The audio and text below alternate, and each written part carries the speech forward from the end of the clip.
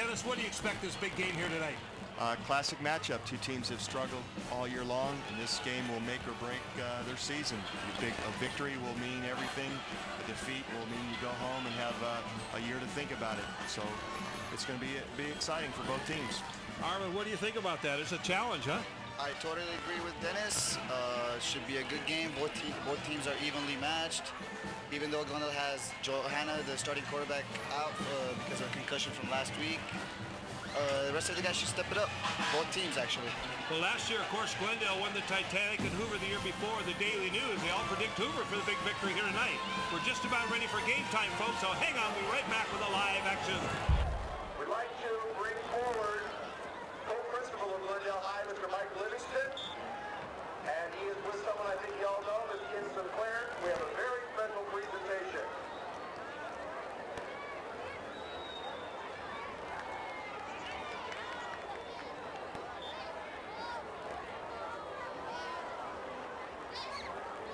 Good evening.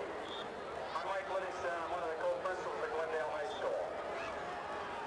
With me here tonight is Kim Sinclair. She's one of our health and guidance teachers.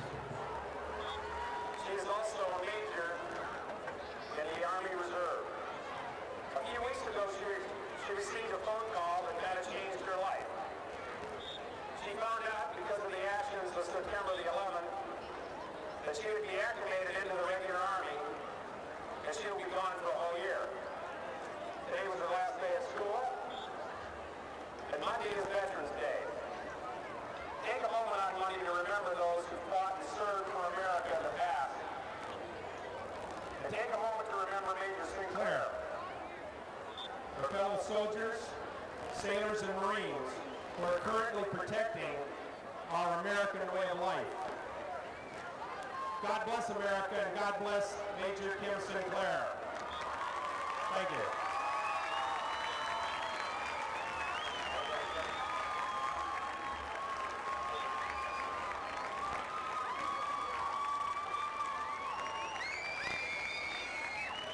Now we'll honor America for singing of our national anthem.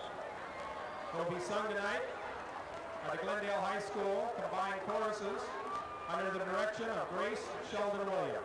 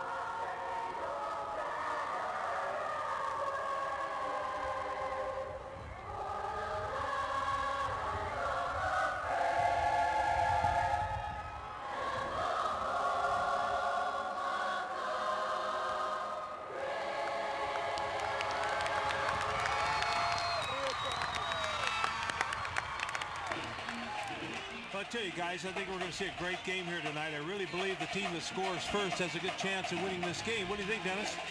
Yeah, it's such an emotional game. If you just get started, get that emotion going on your side, get the momentum going, it makes such a big difference in this game. Emotion is really what this game's all about. 51, Evelyn Vasquez. A lot of excitement, a lot of activity. We're all happy to be here. Two things I want you to do. Team gets out of control. Make sure you guys get them in control. Okay? Second thing, make sure to have a little fun while we're out here, all right? Tails, heads, okay? Tails, heads. Call it, I'm gonna let it hit the ground. Tails he called. It's heads. One at a time. Which way do you want to kick? You want to kick that way? All right, put your backs over there, please. Glendale has won the toss. It looks like Glendale has won the toss here for the big game here tonight, and Hoover Tornadoes will be kicking off, going north to south, I believe here. The referees are out on the field. You can see the Tornadoes are ready to bust through that big, huge picture here. This is Dick Holloway live with Dennis Hughes and Big Armin on my left, Armin Dureshin. And Armin, what do you think is going to happen here directly? The very first thing that's going to happen. Touchdown return for Nitros. Oh, Dennis, what do you think about that? Man, I hope not. That would not be a good start for the Tornadoes. They need something real positive to happen early to kind of get their confidence up. It's been a tough year for these guys. We're not sure who's going to be kicking off for the Tornadoes, we understand, because they've been trying a few different kickers during the year. Is that correct, Dennis? Yeah, this has been a real struggle for them, their kicking game. They did find a punter late in the year, a kid that was a soccer player, and finally one of their coaches said, hey, you need to try punting, and he did. He's done a great job, but I don't know if he'll be kicking off for him tonight. You think with all the fine players they have on the soccer teams that they would be able to pick up a nice kicker? Well, we have in the past. I know in the years I coached at Hoover, we always had great kickers, and most of them were off the soccer team. Armin, we see all the balloons flying up to the far north end of the stadium here, the red, white, and blue. And that's none of the Glendale High Dynamiters. Yes, the Nitros are ready to play. They got the lightning bolts back this season. Well, if you guys read the Daily News this morning, you'll have read that Hoover High School was a consensus pick by every single one of their writers by probably an average of about 5 points, which tells me we should have a terrific game here. And we don't know if it's going to be low scoring or high scoring. What do you think, Dennis? I agree about not knowing whether it's going to be low scoring or high scoring. However, I always hated for the kids to read those papers because the guys in the papers don't play the game. And sometimes kids read that and they kind of lose focus on what they have to do to win the game. Some good advice there from the old coach, Dennis. And back I see Hitchcox, number 7. There was Rowley Van Patten we have on the screen there. He's probably the best all-around athlete in Glendale High School this year. Has a good chance to win that Lions Club All-Around Athlete of the Year award. Riley Van Patten. Yeah, it looks like Jamie Roerig's going to be doing the kicking off tonight as well as the punting. There we go, folks. He covers up that ball immediately. That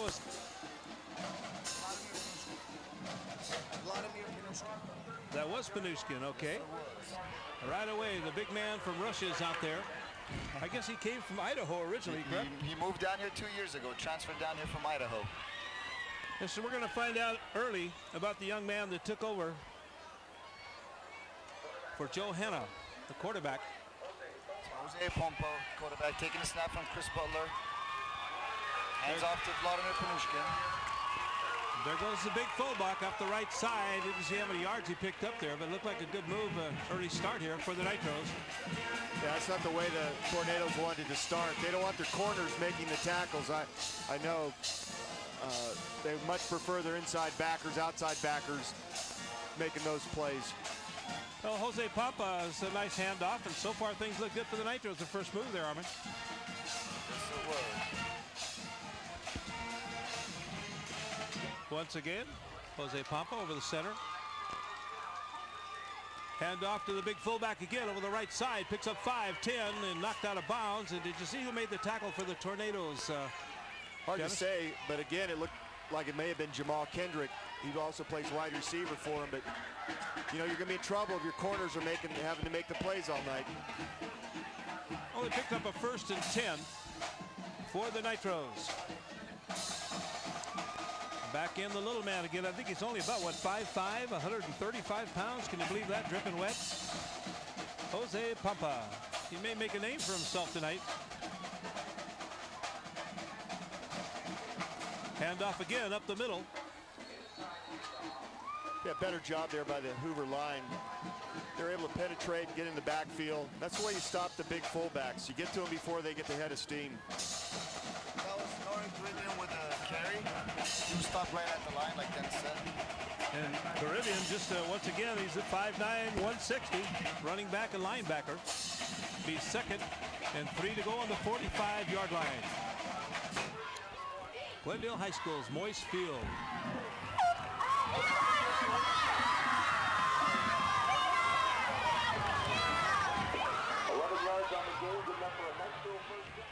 Hand off to the big fullback. Panuccian again dribbles off the left side, almost like a basketball player, picking up 6 big yards, I believe. Yes, he did. As a matter of fact, he is a basketball player. Is he really? Yes, he plays for the JV team. 6 foot, 150. That can't be right. He's more than 150. He's 215. 215. That sounds better. Oh me, oh my. Thought he lost the weight there for a minute. Big crowd out here tonight.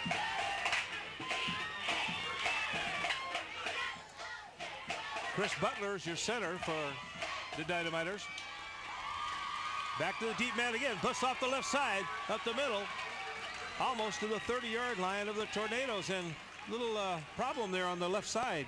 Yeah, it definitely is. I was talking to Coach Patetti, the defense coordinator, before the game, and that was his main priority, was to stop Panuccian. And they're not doing it yet. And if they don't, it's going to be a long, long night for the Tornadoes. Well, Rob Schwartz has been working real hard with these guys. They got brand new uniforms this year. They're inspired. They got a big, huge line out there. They've got a 265, 292, 282, 273, 260s. Some big kids. And here goes Papa. A big man again off the right side. Picks up some more chunks of yardage. How long can he handle this, Armin? Do you think he can do this all night long, picking up 5, 6, 10 yards at a time? He's a workhorse of the team. He's been helping him all season long. I think he can finish the season off with carrying the ball every play. Yeah, the Glendale offensive line did an excellent job there, double teaming the big guys, getting them out of the way. Makes it real easy for the running back. It makes it easy to make his cuts, find his way through.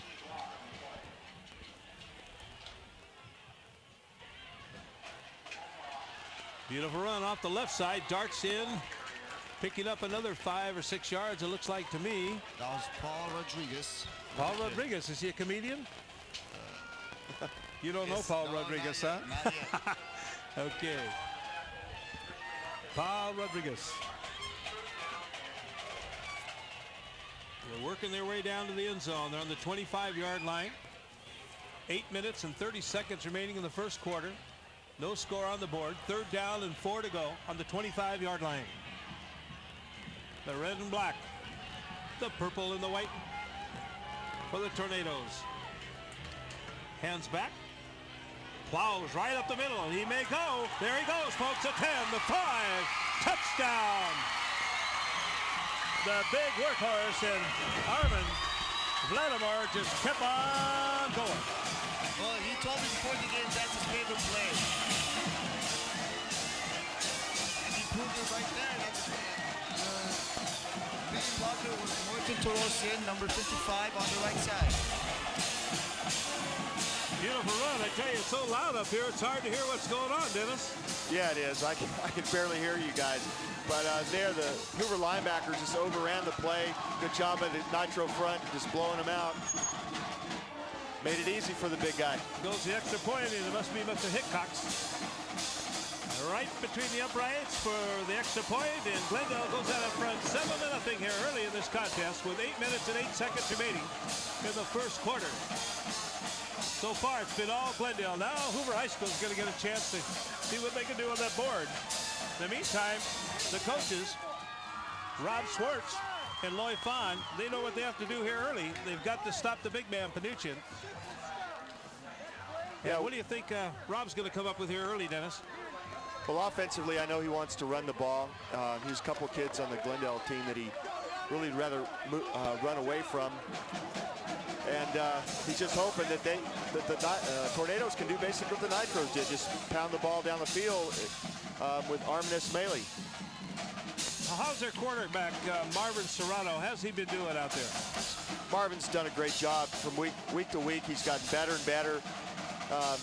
Lacked a little bit of confidence early in the year, made some mistakes. But the last 3 games really has improved. And I think Marvin's just going to be a great talent for the Tornadoes. We're going to see Hickox kicking off here for the Dynamiters. In deep, it's Hard to see their numbers right now. Well, one of them's Jamal Kendrick, who's just been a real surprise for the Tornadoes. Looks like the other one is Roman Terosepian, who's also one of the better athletes on the Tornadoes. 20-yard line, 25. Nice run up the middle. Tackle on the 40-yard line. The bottom of that heap. Number 24 for the Dynamiters. And guess who that one is? That guy's everywhere. Nice job while he was in. Number 55, Chris Butler. And on the line, Martin Tarosian. Doing good jobs on the right side. DBs in the backside. Ricardo Martin. The middle. Dunas. Handoff. Number 4 for the Tornadoes. Left side. Good quick run by Armand Ismaili. A nice run by Ismaili. He had to make a quick move there. Good penetration by the Nitros, but he's able to just duck outside, make some yardage out of what looked like was going to be a loss. Look at these guys. They got some big guys up here for this offensive line also for the Tornadoes. Yeah, they do have some big guys. Avo Benlian, Efren Vasquez, Etienne Artonian. Randall Green, we see him setting up over the center on defensive side. Another bust up the middle, but he gets stopped right at the line of scrimmage. Once again on the bottom of the pile, if he can pick up his number here. Getting up. I believe that was was that Jose Pampa? He's going both ways here. The bottom of that pile, I thought it was. That was Jose Pampa. Boy, that little guy's everywhere. 5'6". 170, Pampa. 7-0, Glendale High School, still early in this game. 7 minutes and 4 seconds to go. First quarter of action. 3 more big quarters to come. Flips it back again to Serrano. Right side, beautiful run, the 40. 45. He's down to what, the 32-yard line. I believe I said the 45. He's down to the 32. Well, that's Ismaili again. You know, he's comes into this game with 170 carries for 710 yards. So I would be surprised to see him carry it 20, 25 times tonight. Wow. I called Serrano. Well, before this night's over, we should get these names right, folks. Armand Ismaili. Good run. Number 4. You said he's going to carry 25, 30 times. He's got the load along with Venusian from Glendale. Should be a good game here. He goes again off the left side. Breaks. Almost broke a tackle there.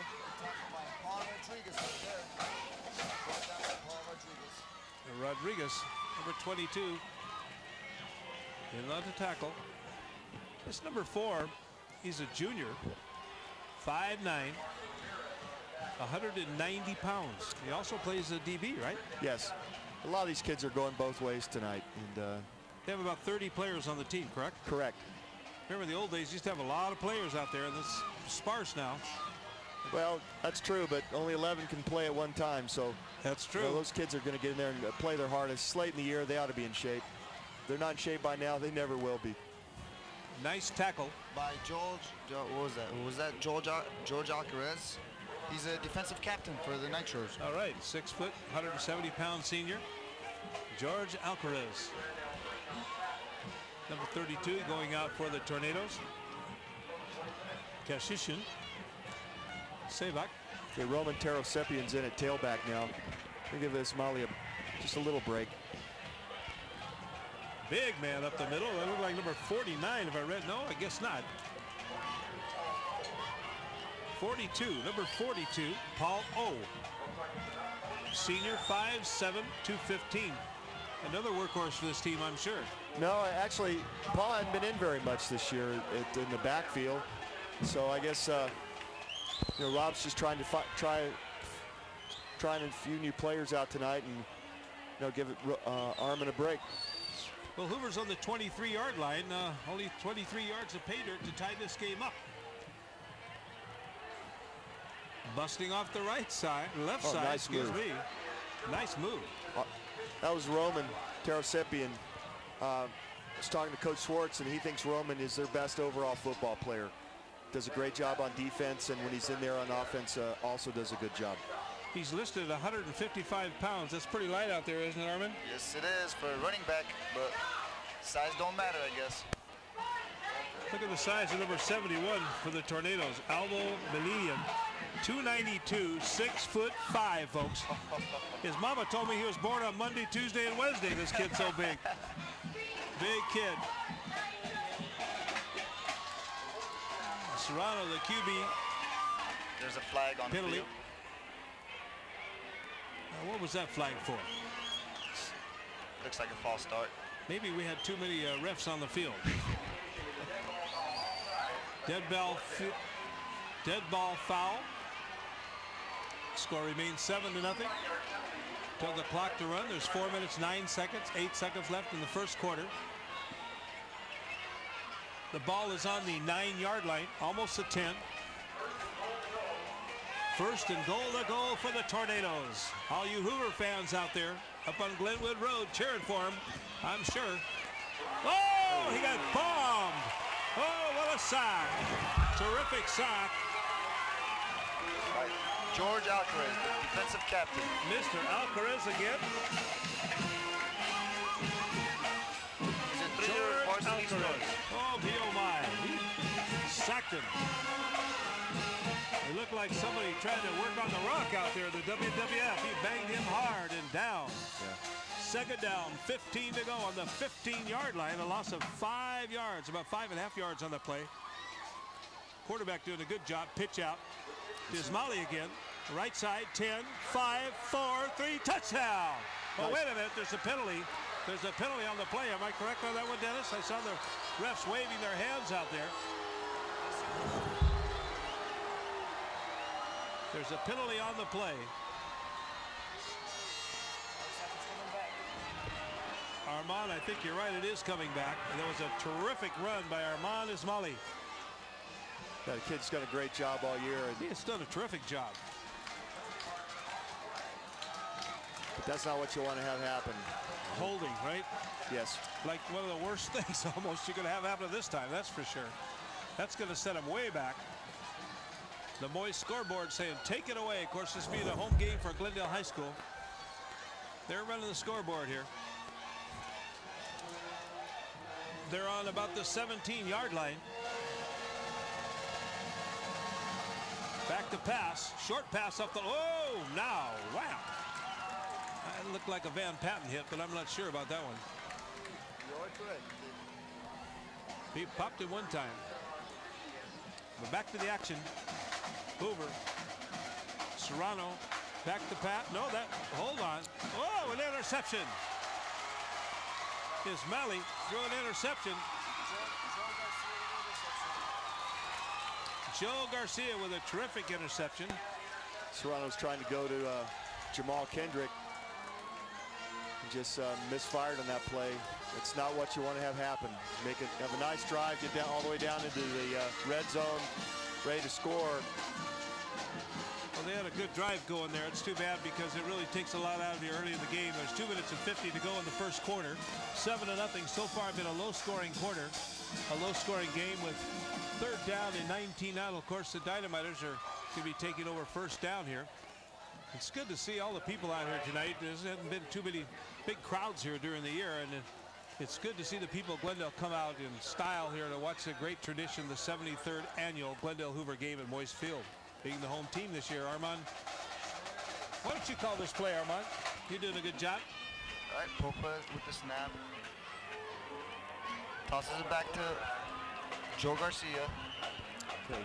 I'm sorry about that. That was Nari Garibian.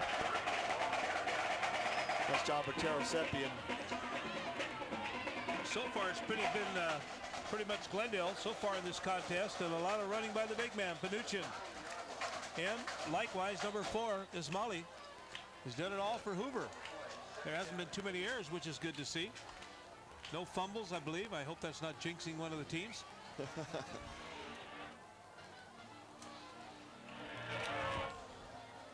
The big man again breaks over the left side. Look at him keep going. Look at him dragging tacklers and up to the 21-yard line. A nice run by Vladimir Panuchin. You know, you've been telling me, Armand, about a man, and I guess he's out there, He's 5'5", 255 pounds on the offensive line, number 60. And what do they call? What's his nickname? They call him Bacon. Can you believe that, Dennis? Well, he's crisping, that's for sure. 2 minutes and 4 seconds to go. Papa, quick pass to Hitchcock. Hickox goes over the 30-yard line. Looks like he came out about the 33. Hoover players coming in. Roderick, Jaime Roderick, and number 84, Jamel Kendrick.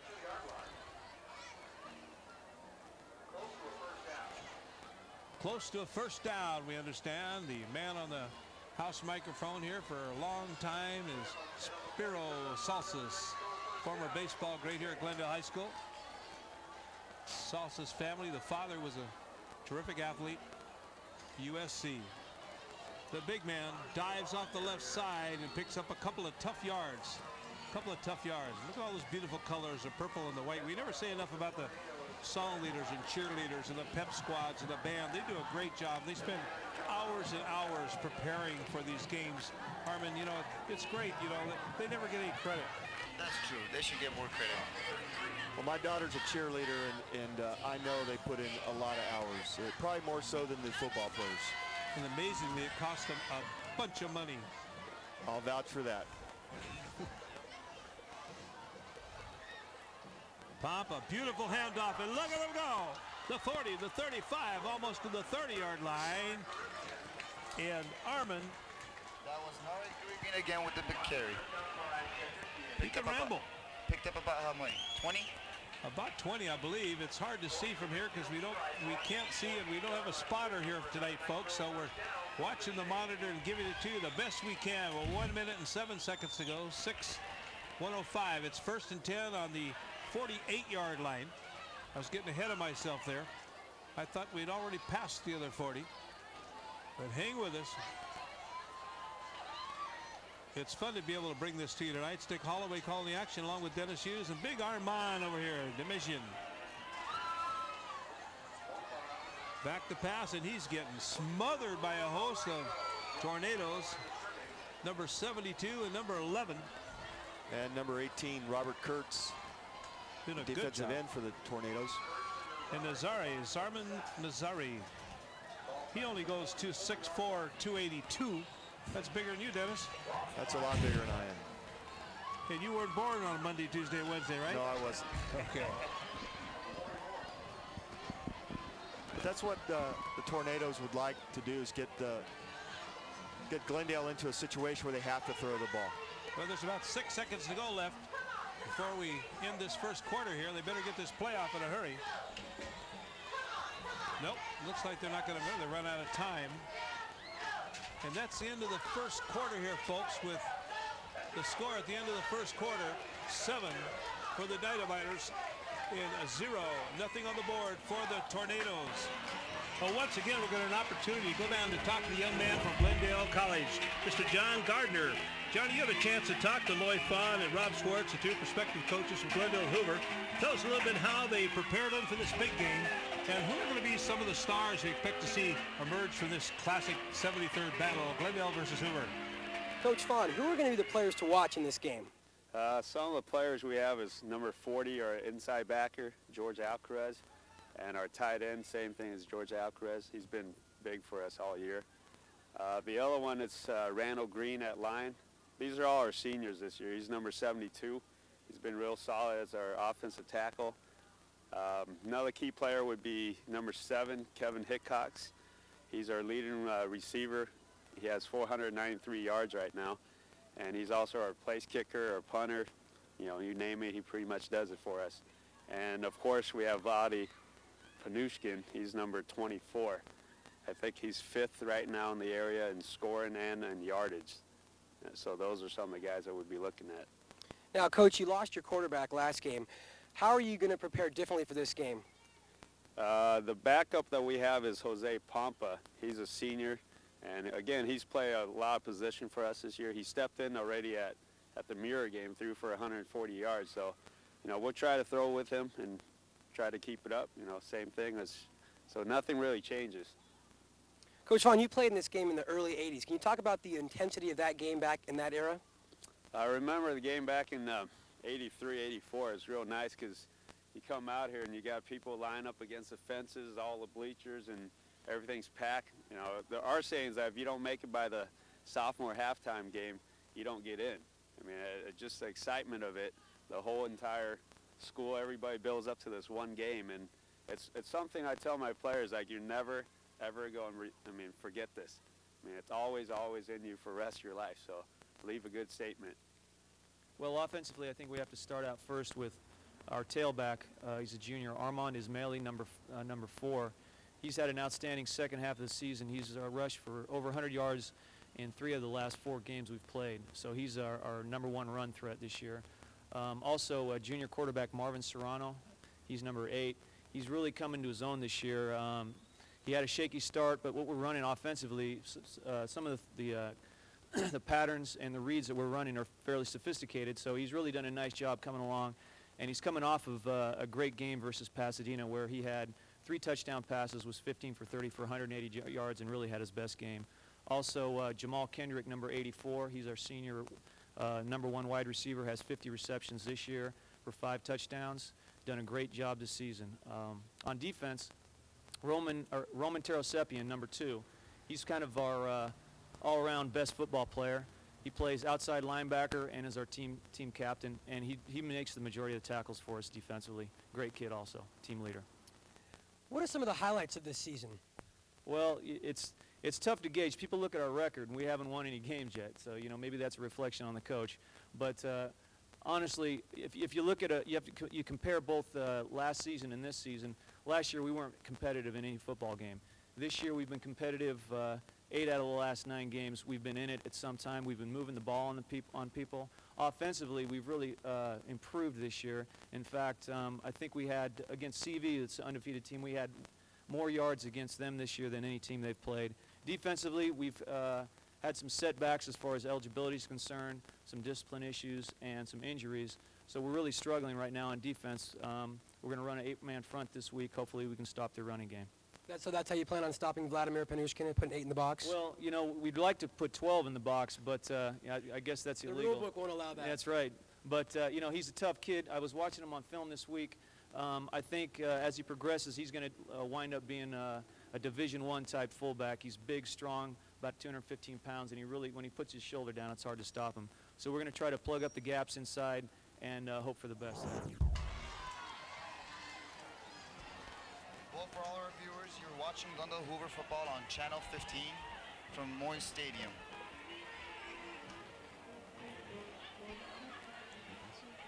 Glendale Public Schools have been serving the Glendale and Foothills community for more than 130 years, and today they are better than ever. Parents and families of more than 30,000 students make the Glendale Unified School District their schools of choice. Families want the best schools for their children in the Glendale and the Foothills, and we have them on safe and secure campuses. 16 distinguished or national blue ribbon schools are in the Glendale Unified School District. We have rigorous academic standards, and we have small class sizes starting in kindergarten through 3rd grade. We also have an abundance of gifted honors, advanced placement, college and career prep classes and programs. We have technology classes at all levels. Exceptional visual, performing arts, athletics, and extracurricular activities. And everywhere you look in the district, schools are being modernized and improved with a Measure K bond. Glendale Unified, your public schools of choice. Get the Channel 15 habit from watching programming on the Glendale schools. You'll see what's happening in the classrooms, learn about important issues, and see specials such as scholastic competitions and concerts.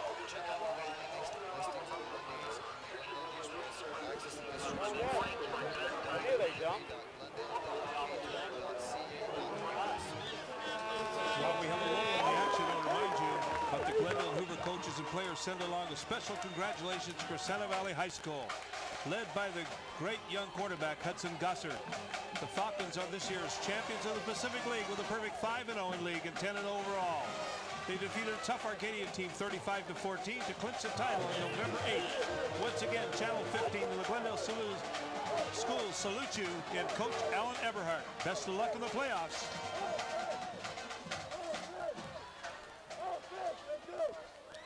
Jose Papa throws a quick pass back to Hickox. He's having all kinds of trouble there. Gets forced out of bounds. Young man on the floor, number 2, Roman Teravisian. That looked like a broken up play. It looked like a double pass to me. Yeah, it did look like they were set. Yeah. There's a lot of confusion right there. It's a pretty difficult play, isn't it, guys? If we go back a little far, it could be a ladder roll, right? Correct. 11 minutes, 29 seconds. Just the start of the second quarter here. With still plenty of action to go. Game still up for grabs, 7-0.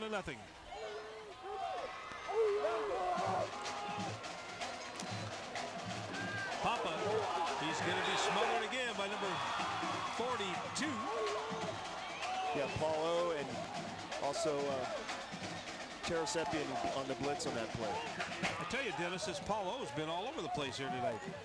Yeah, and he hasn't been in that much this year. It's kind of surprised to me. I've seen a lot of the Hoover games this year, and he hasn't been in them.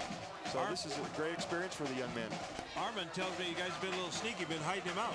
Is that right? You're surprised I don't think Rob would be doing that. I think if he could have played him, he would have had him in a long time ago. Back to kick, Kevin Hickox. They haven't done that hardly yet tonight. Nice punt. 15-yard line. Man wheels to his right, up to the 25, the 30, right by one dynamiter. Beautiful move, and he's finally tackled Jamal on Kendrick. about the 33-yard line. Yeah, Jamal Kendrick's been a great story for the Tornadoes this year. Just came out this year as his first year of football. The Dynamiters will be taking over here 1st and 10 on the 34-yard line. Second quarter, still about 10 and a half minutes to go here. Been a good game so far. Drum continued to beat for the Dynamiters. And Hoover, very excited on the other side, wanting to score. Maybe this will be the time for him. Nice pitch back to number 4 once again. It's Mully. And look at him go. Ramble down the left side. Oh, mijo, my, look at him go. And he high steps it for another decent run out there by the young man, Armand Ismaili. Well, he's been doing it all year. And like I said, I wouldn't be surprised to see him carry the ball at least 20 to 25 times tonight. You know, you notice when you're watching some of these games, you got great people helping us out here from Channel 15 from the school district. You watch the pros and they say they don't like that old yellow line, but you know, it's sort of nice so we know when we're getting 10 yards because we're seeing the field flat and we're not watching that. We're watching the monitor. So hang with us, folks. We're doing the best we can. Well, looks like they got a first down. First down on the 45. Busts up the middle. Oh, now. Just a little trap play. We've kind of set up the Glendale defense with Ismaili on the pitch. Now just come back inside with the fullback. Did you realize who that was again? Paulo. Here's a guy you're telling me never plays. Well, I noticed in the program he was also number 68, so maybe they moved him to fullback this week. I know their other fullback was hurt in the La Crescenta game and was out for the rest of the year, so they just worked him in. Well, I heard some of the Crescenta Valley players talking. They were telling me this Hoover team was very, very physical. The quarterback calls timeout for Hoover High School. Marvin Serrano wants timeout on the play. And once again, we got a chance here. What do you think about Crescenta Valley's chances? I guess they've got a good shot, and then they're going to eventually probably meet Hart High School, which is always a tough one. Dennis, what do you think about that? Well, I agree. I think they have an excellent shot. You know, I was really surprised how well they did against Muir. I thought Muir would match up well with the Falcons, but hey, they just blew the Mustangs right off the field. So Okay, we gotta go. a great team. You okay, Rob? You okay? Yeah, Okay. more. Hang in there. Okay, guys, we got right, flip, I, shift, 33 ISO. 8-5. Shift, 33 ISO. That time, but it's a team of the future. I think they've got something going for them, and they got this Jaya Figueres. You see him, it was an Oregon Duck, and he loves to go quack, quack all the time. And he was a heck of a defensive back, and he's been trying real hard and trying to instill into the team to get that winning spirit. Yes, it looks like they have a good future though, because our JV finished 10-0. That JV team is a great team. Saw them here tonight, and they actually demolished Hoover. I shouldn't say that, but they just tore them apart. And great way to end the season for them. Hand off, their man again. Busts up the middle, picking up what looks like 5 more yards again for the Tornadoes.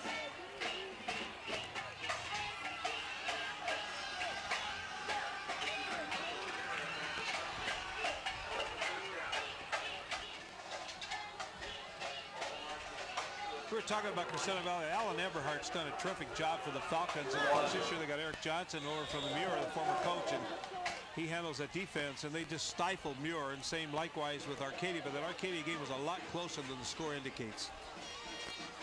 Arcadia did a good job, and the Falcons hung in there and came back. They were out in front 14-zip and then tied it up 14-zip, and the next thing you know, it was 35-14.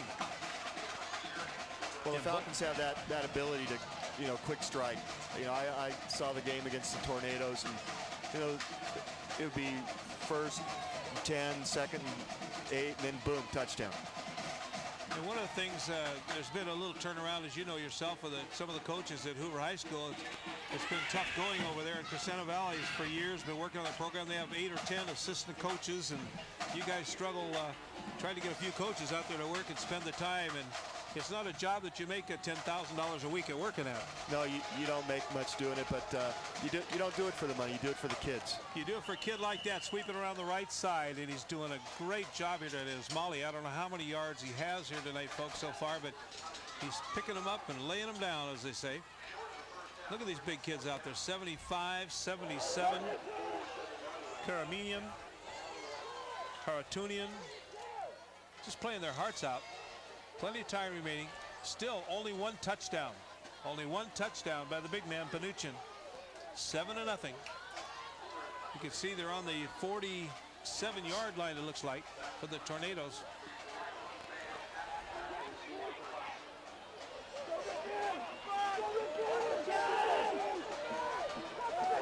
Okay, fake punt. Tornadoes go for it. It looks like they're going to be short. It was 4th and 2 on the 47, and you're right. I think they came up short on it. I don't know that I would have done it. What do you think about that, Armand? I would go for it too. That was a good call. Would you? Now, who is that hurt on the field? Let's hope he's okay. He looks like he's all right. Could that be Serge Artunian? Well, let's hope not. He's one of their starting inside backers, and they don't have a lot of middle linebackers to sub in, so. I was going to say, they can't afford to lose him, man. That's No, for they sure. can't.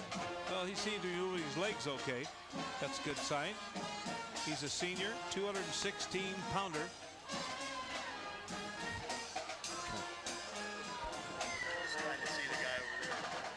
And they're bringing the lines out. See the markers. There he goes. He's going to be okay.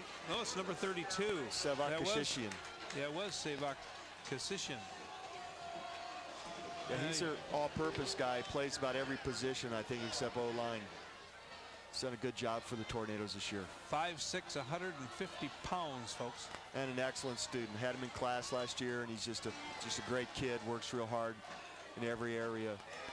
It's good to know a lot of these kids are, like you say, good kids. I think a lot of the youngsters get a bad rap, and it's time that people start realizing we've got some fine youngsters in this school district, in the Glendale School District, as they do around the whole country.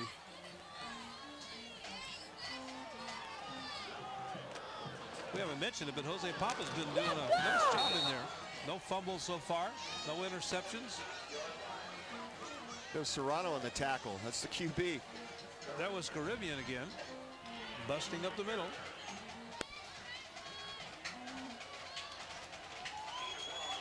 What was that, Pompa? Bringing the play in. It's good to see Serrano making tackles. You just hope that nobody steps on his hands. That's all I would say if I was Coach Schwartz. That's quarterback's nightmare. We're ready to go. Is it going to be a pass play? Well, we got something funny going here. Look out. Might do the double pass again. Pass to the side. Look at Hickox. He's trying to get, he's got 1, 2, 3, 4. Look at him go. He's still, oh, he almost broke it. But the young man finally stopped him in there. Was number 11, Jamie Rohig. Yeah, Tornadoes just got to do a better job wrapping up. They're there, but they're not getting the pads on and getting the arms wrapped around. It's interesting you said that. In the first game, the JV game, I noticed a lot of the Hoover kids, the one main thing, if I had a criticism, and I'm not one to criticize, but they were doing a lot of hand tackling with the jersey. They were trying to get them down by grabbing the jersey many, many times tonight instead of putting the old helmet on them. And it takes time to learn, I'm sure. Yeah, it does. A lot of time, and people don't realize that. A lot of these... Picks up about 3-4 yards on the right side. That was Panuchin, I believe, again, number 24. Well, most of our kids that come into our programs have never played football before, and football is such an unnatural sport. You know, when you to go in and tackle somebody, it's just not normal. You know, and it takes a long time for a kid to develop the confidence to come up and make tackles. And a lot of our kids, as I said, even on the varsity, they're only in their second year of football. That was a great picture while you were talking there of Pampa. He looks so small and all these other guys just hovering over him. Look at that great pass, a 7-yard pass, and picks up a bundle. About 15, 20 yards, I believe, on that. Caribbean with the catch again. Caribbean. He's been all over the place tonight. Dynamiters up to the 26-yard line, 26 yards. They want to get on the scoreboard again here. They'd like to go in the halftime up 14-zip. 5 minutes and 35 seconds remaining. The Glendale Hoover Classic. This game's just moving right along. And this is going to happen if teams running the ball all the time. The clock just never stops. It's the 73rd annual. So far, it's been a good contest. Low scoring. We thought it might go high. Look at this man go. Oh, he can bust them up that side. And look at Panuchin say, go behind me. Run behind me, man. Don't you see me? Paul Rodriguez. That was a great lead block there. Just leveled the Hoover defender. Just put him on his back. Maybe Panuchin thought he was a comedian trying to tell him where to go. He made a nice block for him. Yeah. You can't look at this great picture. Whoop, we lost Papa. Where did he go? He's hiding back there. The little man's hiding back there. Oh, I'm sure he won't appreciate me calling him the little man, but if they win, he won't care what I call him, probably. All right, folks. Glendale on the offense. Pitch back. The big, bounces up the side. It's Serrano on the tackle. Look at him. Rodriguez. He was not happy, Rodriguez, about that one. Somebody must have missed the block because he's telling them about it, that's for sure. That's good to have a little encouragement out there, you might say, Coach, huh? Oh, yeah, definitely. Have you ever had a team that, in your past, any of the teams where you really couldn't find the leader out there, or did somebody always rise to the occasion? No, some years it's like that. You don't find the leaders, and those are the real tough years. The better teams always have the good leaders. Up the middle again. Look at this guy. Continues to fight forward. Keeps moving his legs. Second down. They pick up a first down here. Still 7-0. Time remaining 3 minutes and 55 seconds. They're down to the 9-yard line. Shows third down. 5 to go on the 9-yard line. 7-0. Glendale High School, the Dynamiters. The crowd on this side of the stands very quiet. Same on the Hoover side right now. Waiting for a big play here. Big man busts up for just another couple of yards. A good stop there. Nice tackle. That was Kashishian. Kashishian again? Yeah, he's a little guy, but like I say, he's plays with a lot of heart. This is a big down here for the Tornadoes. 57, 55, 59, all doing good for the Dynamiters. Tarushin, Butler. Looks like they're going for a field goal. Well, they're setting up for a field goal here. 3 minutes to go. About a 25-yarder. They call timeout on the play. Maybe they're going to talk it over here a minute. Well, we got a second here. Sure, let's send it down to Kerry Hollingsworth. Here's what he's got to say about Glendale High School Hoover game. The Glendale Hoover game is the longest running high school rivalry in California. Dates back to 1930 when Glendale and Hoover split as high schools. The students that were in the first game were students who had played together the year before and were now competing against each other. And so that intensity of friend playing friend and probably started the intense rivalry that we have today. It was important at that time, back in the 30s, to win that game because there was a way of saying, well, you know, we're better than you are. And it was a new school over at Hoover, and Glendale was the old school, and the new kids wanted to be better. And that tradition, that history, that rivalry traveled through the ages down to my year, which was 1960, the first year that I played in this game. and 61. It was a wonderful game, a great experience, and the psychological buildup as an athlete was intense and focused, much as it is today among the kids that are playing for Coach Fawn. We played in the Rose Bowl in front of 25 or 30,000 fans, and it was really exciting. It was, you know, you watch the Rose Bowl game on New Year's Day, and now you're playing in the Rose Bowl against your arch rival, the school across town. And the crosstown rivals are always exciting, and this was even better because it had been going on for so many years. And as a junior higher in Glendale, I'd been hearing about it, and I used to go see it, and I was excited about playing in that game. And so even today, here in the year 2001, the kids are excited about it. The athletes are looking forward to it. Right from the beginning of the year, they look forward to the Hoover game. And not that they're looking past any of their other games, but you know, when you play Hoover and you beat Hoover, your season has been pretty much of a success. And that's how important it is, even today. As a teacher at Glendale High School today, I notice the activities that are sponsored by the ASB and the kids and the different activities they do at lunch and the different traditional things that we continue that focus on the game and build up to the game. And I know things like that are going on at Hoover too. And it's exciting. And so when the teams come together on that night of the game, even though it's no longer in the Rose Bowl, there's an intense rivalry that must be played out on the gridiron. And the victor gets that bell and cherishes that bell for the next year. All right. Here we go for the field goal. They're going to try to make it 10, be up 10-zip here at halftime, hopefully, but there's still 2:55 to go. It says make that kick on the scoreboard here. I got a funny feeling something weird play may happen out of this one. Let's see. Nope, he kicked it. He misses it. Misses it. That was big for the Tornadoes. They would have went into the half down 14-0. It was going to be a real struggle for them in the second half. But I think this is going to give them some confidence. They just move the ball out now. They do have almost 3 minutes left. There is a chance to score, but I think if they just get the ball out and run the timeout in the half, they'll be happy. Now, Armand, you're a coach. You coach on the JV team. They had a perfect season this year, probably the first one and only one Glendale has ever had. If you were the coach of Hoover High School now, I'm going to put you on the spot. Would you go for a big play or take the chance of a interception? What would you do? Take the chance and drive the ball down. Well, they picked up 1 yard. Nope. Where did that man come from? 1 yard. Yeah, Ismaili on the carry. They still have a lot of time. They should drive the ball down. You would go for it then. You would Take make my it 10. time. And I know it sounds Kill the clock. maybe not the right thing to say, but you don't want to make any mistakes down there because Glendale could pick up a quick few points again. Yeah, you don't want to give up another score. You just want to hold the ball tight and don't make any mistakes, and hopefully you get a big play here. 2 minutes and 18 seconds to go. Well, Clock plus you get the ticking ball out. at start of the second half. So Serrano back to pass.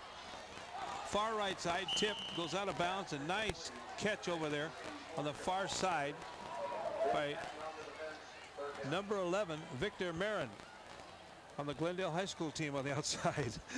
Doesn't count, unfortunately. A one-handed stab for the Glendale High School man on the sidelines. Riley Van Patten was on the tip, though, on the field. Riley Van Patten, we haven't heard too much about him so far tonight. I thought he'd be a little more in the offense.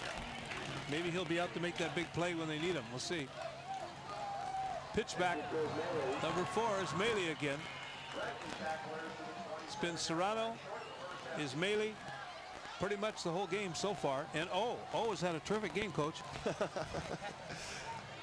Well, I don't think, Armin, I think he's not telling us the whole truth here. no, I'm telling you the truth. Nothing He's but a the new truth. guy. He's a new guy that's in there because of injuries, and it's the Glendale Hoover game. You got to play hard. Okay. 1:48 to go on the clock. Still 7 for the Dynamiters.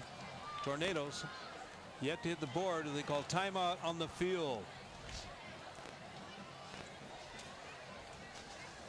It's been something else here tonight, folks. Channel 15. We've enjoyed bringing the game to you, and we hope you enjoy it. We're going to be on again coming up in a week or so. Check your local papers.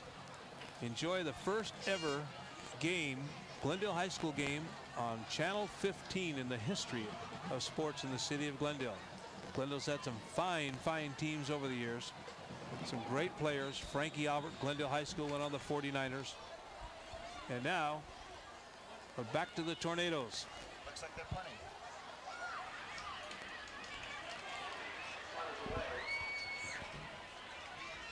Ball drops on about the 47-yard line of the Tornadoes, and the Dynamiters will be taking over here, 1st and 10 with 1:38 to go. Now here again, me being a conservative person here, I just make sure I wouldn't fumble the ball. I just keep driving and driving. Be content going in at 7-0. Then you're going to need somebody to get in that locker room and give them a real talking. Yeah, exactly. But the Nitros do have a good field goal kicker, so they might want to drive it on down and go for a three-pointer. They don't have that far to go to get in his range. I say give it to Panushkin.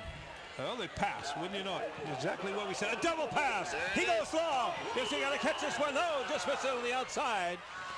Almost to the 10-yard line. Back there with him was Jamie Rohig for the Tornadoes. They were trying to go long to that man, Riley Van Patten. He's the man we were talking about. High above the perch here, above the bleachers at Glendale High School. We're watching the monitor. This man threw it all the way out of our monitor. We had to kind of wait, come out of the clouds, Arlen. See where the ball was. But that's the way it goes. 47-yard line still for the Dynamiters. 2nd down, 10 to go. Back again, hand off to the big man. Busts over the right side. 5-10. Look at him go. Picks up another first down. No, almost a first down. Got about 3 yards to go. Nice run by Panuchin. I'm surprised he hasn't picked up a nickname yet. He calls himself the Punisher. The Punisher. Yes. All right. Say that 10 times in a row. The Punisher Panuchin. Don't do it. Look at this kid trying to get off the field. Look at too many men on the field there for a minute. Papa back. Nice. Oh, nice job. He made a nice catch of that pitch back because he almost could have thrown it over his shoulder and they could have been in trouble too. But they had a tough time going the length of the field here. Well, Roman Turosepian really came out and did a good job there. He's outweighed by about 60 pounds by Panuchkin. Did a good job there. Played it smart. He got under his pads, got in his knees. That's the way you do it. I tell you, the little man so far, we call him the little man, Jose Pampa. The two principals here at the school, Gloria Vasquez and Mike Livingston, should be real happy. They brought this kid in to replace the Johanna that got hurt. He's done a good job, and offsides. Maybe he tried to pull him off, and they all went off. The two principals I mentioned, likewise, Kevin Welsh and Hosmic Danielle at Hoover High School. I'm sure they like to get back to the old glory days of having the terrific football teams like they've had in the past, and I believe it'll come. It's just going to take a little time. But if the community would continue to work with the people, with the players, and with the school, get some booster clubs out there, some strong booster clubs. I know Hoover High School has a very strong boosters club, the Purple Circle, and Glendale likewise. You can show them what we can do out there, folks. Follow you, support your teams. There's only about 5 seconds to go. It looks like that's going to be the last play. I know there's going to be one more play. They stopped the clock, and someone's hurt on the field. That looks like it's Garabian holding his knee.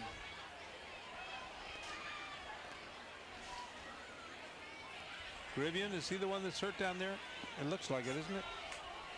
Narek? I think it is, yeah, Narek Garabian. Let's hope he gets up okay. He's still on the field.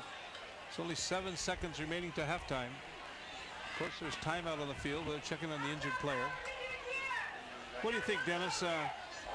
Don't you think that, I know we always like to talk about the kids, they work so hard and everything, but the parents really have to get behind these kids, right? I mean, no, academics are first too, and that comes, it's very important, but the parents need to come out and support these kids as best they can and bring their friends and grandparents and everybody come out, because this is a one time in a life. These kids really want to enjoy themselves here and really enjoy sports. Absolutely, you're exactly right. You know, I've coached at Hoover for many years, and I know a lot of times a kid never had his parents show up to see any of the games, and it's got to be tough for a kid, but you know, that's the way the world is today. You know, both parents have to work, and it's tough on the families, but yeah, that parental support means a lot. I know it did to myself. having my parents here for games when I played for the Nitros, and they even showed up when I was coaching. So it does mean a lot, and you're right. It's a brief time that they have to play high school football, and that just makes the experience even better when your mom and dad say, "Hey, it's a great game, son."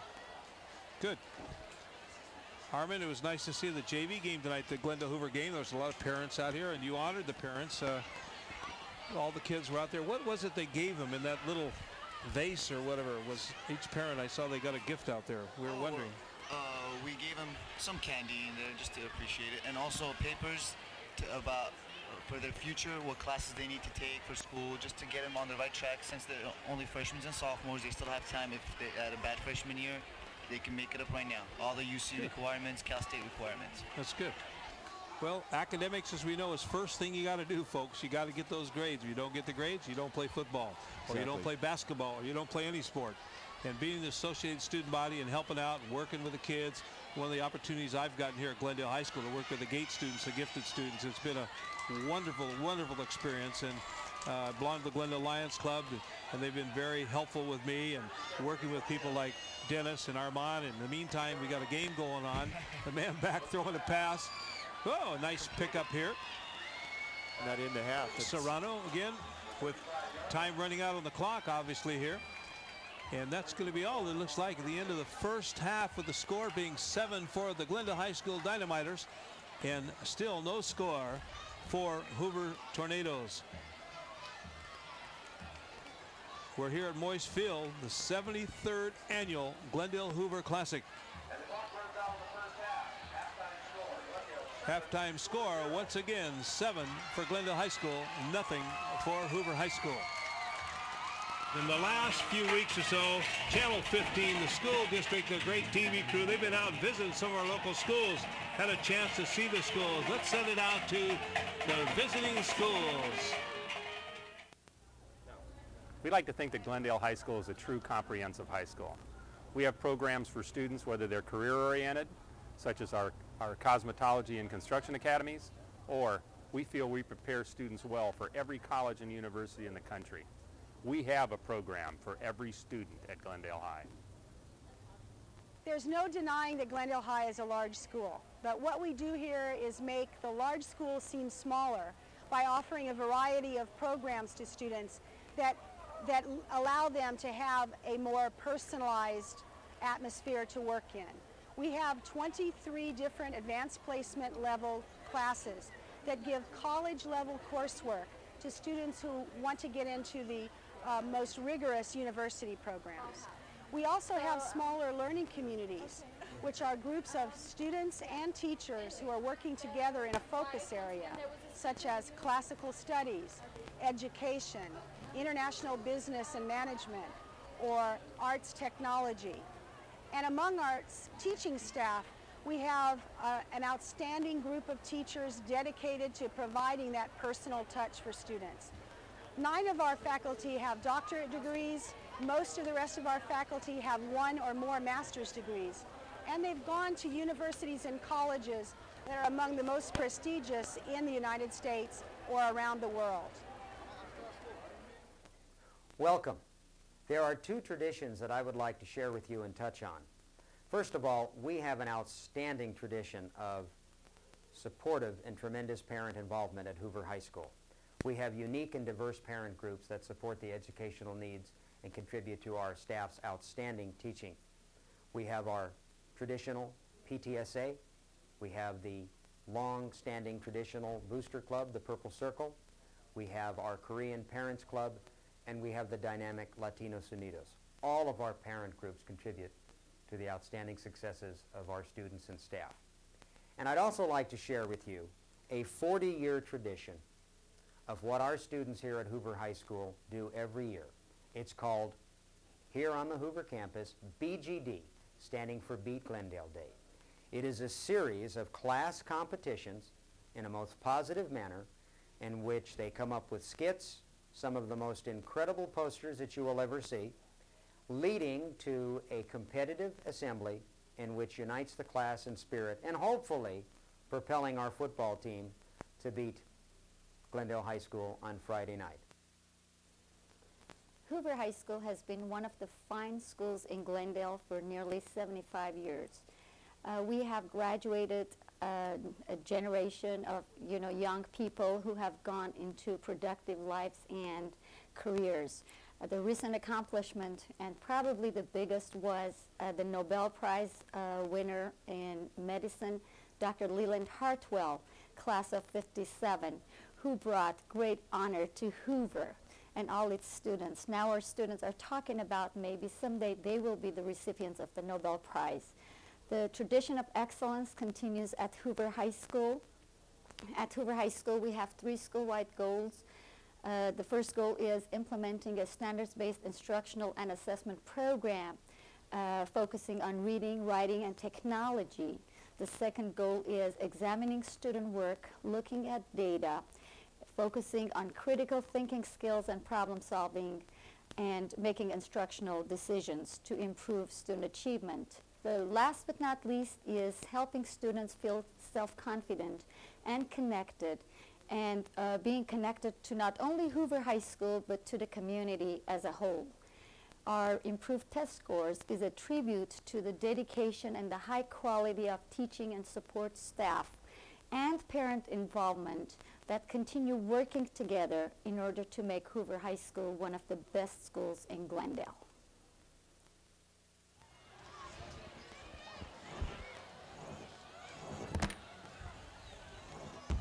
Well, guys, it's been a pretty good first half here. Been very close, obviously. 7-0 Glendale score. And look at the referees. They're putting their hands together, and they're trying to get it together. They weren't very happy with the long halftime intermission here, but we had some tremendous talent from both Glendale and Hoover High School, the cheerleader squads and the drill teams. And as always, it's quite a classic. And what do you think's going to happen, Dennis? I'll send it over to you first and over to Armand. What do you think's going to happen in the second half? Well, I think Hoover's going to keep trying to do what they're doing. Just pound Ismaili and hope that he can break one, or at least get into good field position where they have an easier chance to score. They're not the type of team that can throw the ball from all over the field and score touchdowns. They've got to pound it down there, and that's what I think they'll keep trying to do. They had some success. They got down, got a penalty and an interception, and that was it. Armand? Playing under Coach Vaughn, I think he's going to come up with something else. He's going to attack. He's going to attack. Okay, we're going to find out here. We're just about ready to start the game here. It'll be Glendale High School going from the south end of the field, heading north, and Hoover's got the ball. They will be getting the ball here very shortly. Kevin Hickox, he's ready to plant his toe on that football. He marks off so many steps, and he's ready to go. Well, guys, I think we're going to see 2 or 3 more scores this second half. That's a big statement. I know it's been low scoring. We'll see. Beautiful kick. Back to the into the end zone. He better come back and recover that ball. Didn't fall on that ball? Nope, called it dead. Yeah, it goes in the end zone. It's automatically dead. So Hoover got lucky there. It was scary. That could have been very difficult. Yeah, problem. You sure don't want to turn the ball over right there to start the half off. I mean, you do that, you lose any momentum you may have at all. Once again, we're going to start with the starting quarterback's done an excellent job. There's been hardly any mistake-prone action here in this game.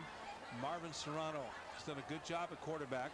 And Armand Ismaili, he's basically been the team for Hoover, along with the man you said that you didn't know he was going to play that well tonight, Paul. Serrano pitch back again to Ismaili, cuts over the 20, about the 22. A nice tackle for the Dynamiters. They've changed some of the numbers on us here, folks. It's number 63, and I've been mentioning a few times in number 57. We know though Sean Chamberlain, the big tall blonde kid from Glendale High School, has done a terrific job. 6'2", 218. Number 62 is Marco Ramirez. Or was that his name? We got the correct spelling there. Beautiful run off the left side. Caught the back end of a young man's head. Armand Ismaili again. Ismaili again. Picks up a couple of yards. I think this would be a good time for some play action. You got a big receiver out there, Jamal Kendrick, who's done a great job this year. I think you need to get the ball to him a little bit. Just take some of the pressure off the O-line as far as having to sustain the blocks, and also to give Ismaili a little blow here. Well, of course, number 63, we said 62, Marco Ramirez. Beautiful busts up the middle. Nice run, straight up the gut, as the announcer says. Armand Ismaili. It's been his game so far for the Tornadoes tonight. He has to be over 100 yards, don't you think, so far? I would say he definitely has to be over 100. He's carried the ball almost every play. You know, we're thinking about education, of course, in the school district all the time, and it'd be a low budget, nobody getting paid tonight here. Maybe that's why we don't have a statistician, is that right? I'd settle for a spotter. Or a spotter, we'll toss that in too. But we're having a good time. Hope you folks are enjoying it. Ismaili again breaks off the left side, a swarm of nitro tacklers. Armand, that's what Lloyd Fahn's been trying to get the whole bunch of the tacklers in there at the same time, correct? I see the big man Randall Green there.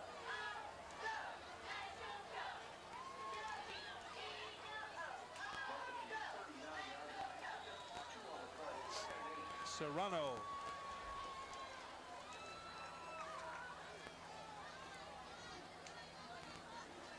Over the center. Pitch back to Ismaili again. Doesn't even make it to the line of scrimmage. A beautiful tackle by the dynamiter. Yeah, number 63. Number 63 again, Ramirez. Did a good job. Yeah, that play was doomed from the start. Offensive line and the Tornadoes driven back. Ismaili, no way he could get around the corner. Robert Kurtz, we haven't mentioned him tonight. Done a good job in the interior. Number 18, senior, 185-pounder for the Tornadoes. Serrano. Is he going to pass this time? Look at this man charging him from the left side, the right side. Ramirez again. Ramirez has done a terrific job and backed up there by Paul Rodriguez. He's been all over the place tonight, Armand. Yes, he has. Marco Ramirez. He said he's going to have a big game. Coach Fahn said he's one of the key players for tonight. Now, these two both came from the JVs. Marco did. Marco did. Paul is a senior. Marco is only a junior. Okay. 8 minutes, 45 seconds remaining. Still 7-0. Tornadoes driving.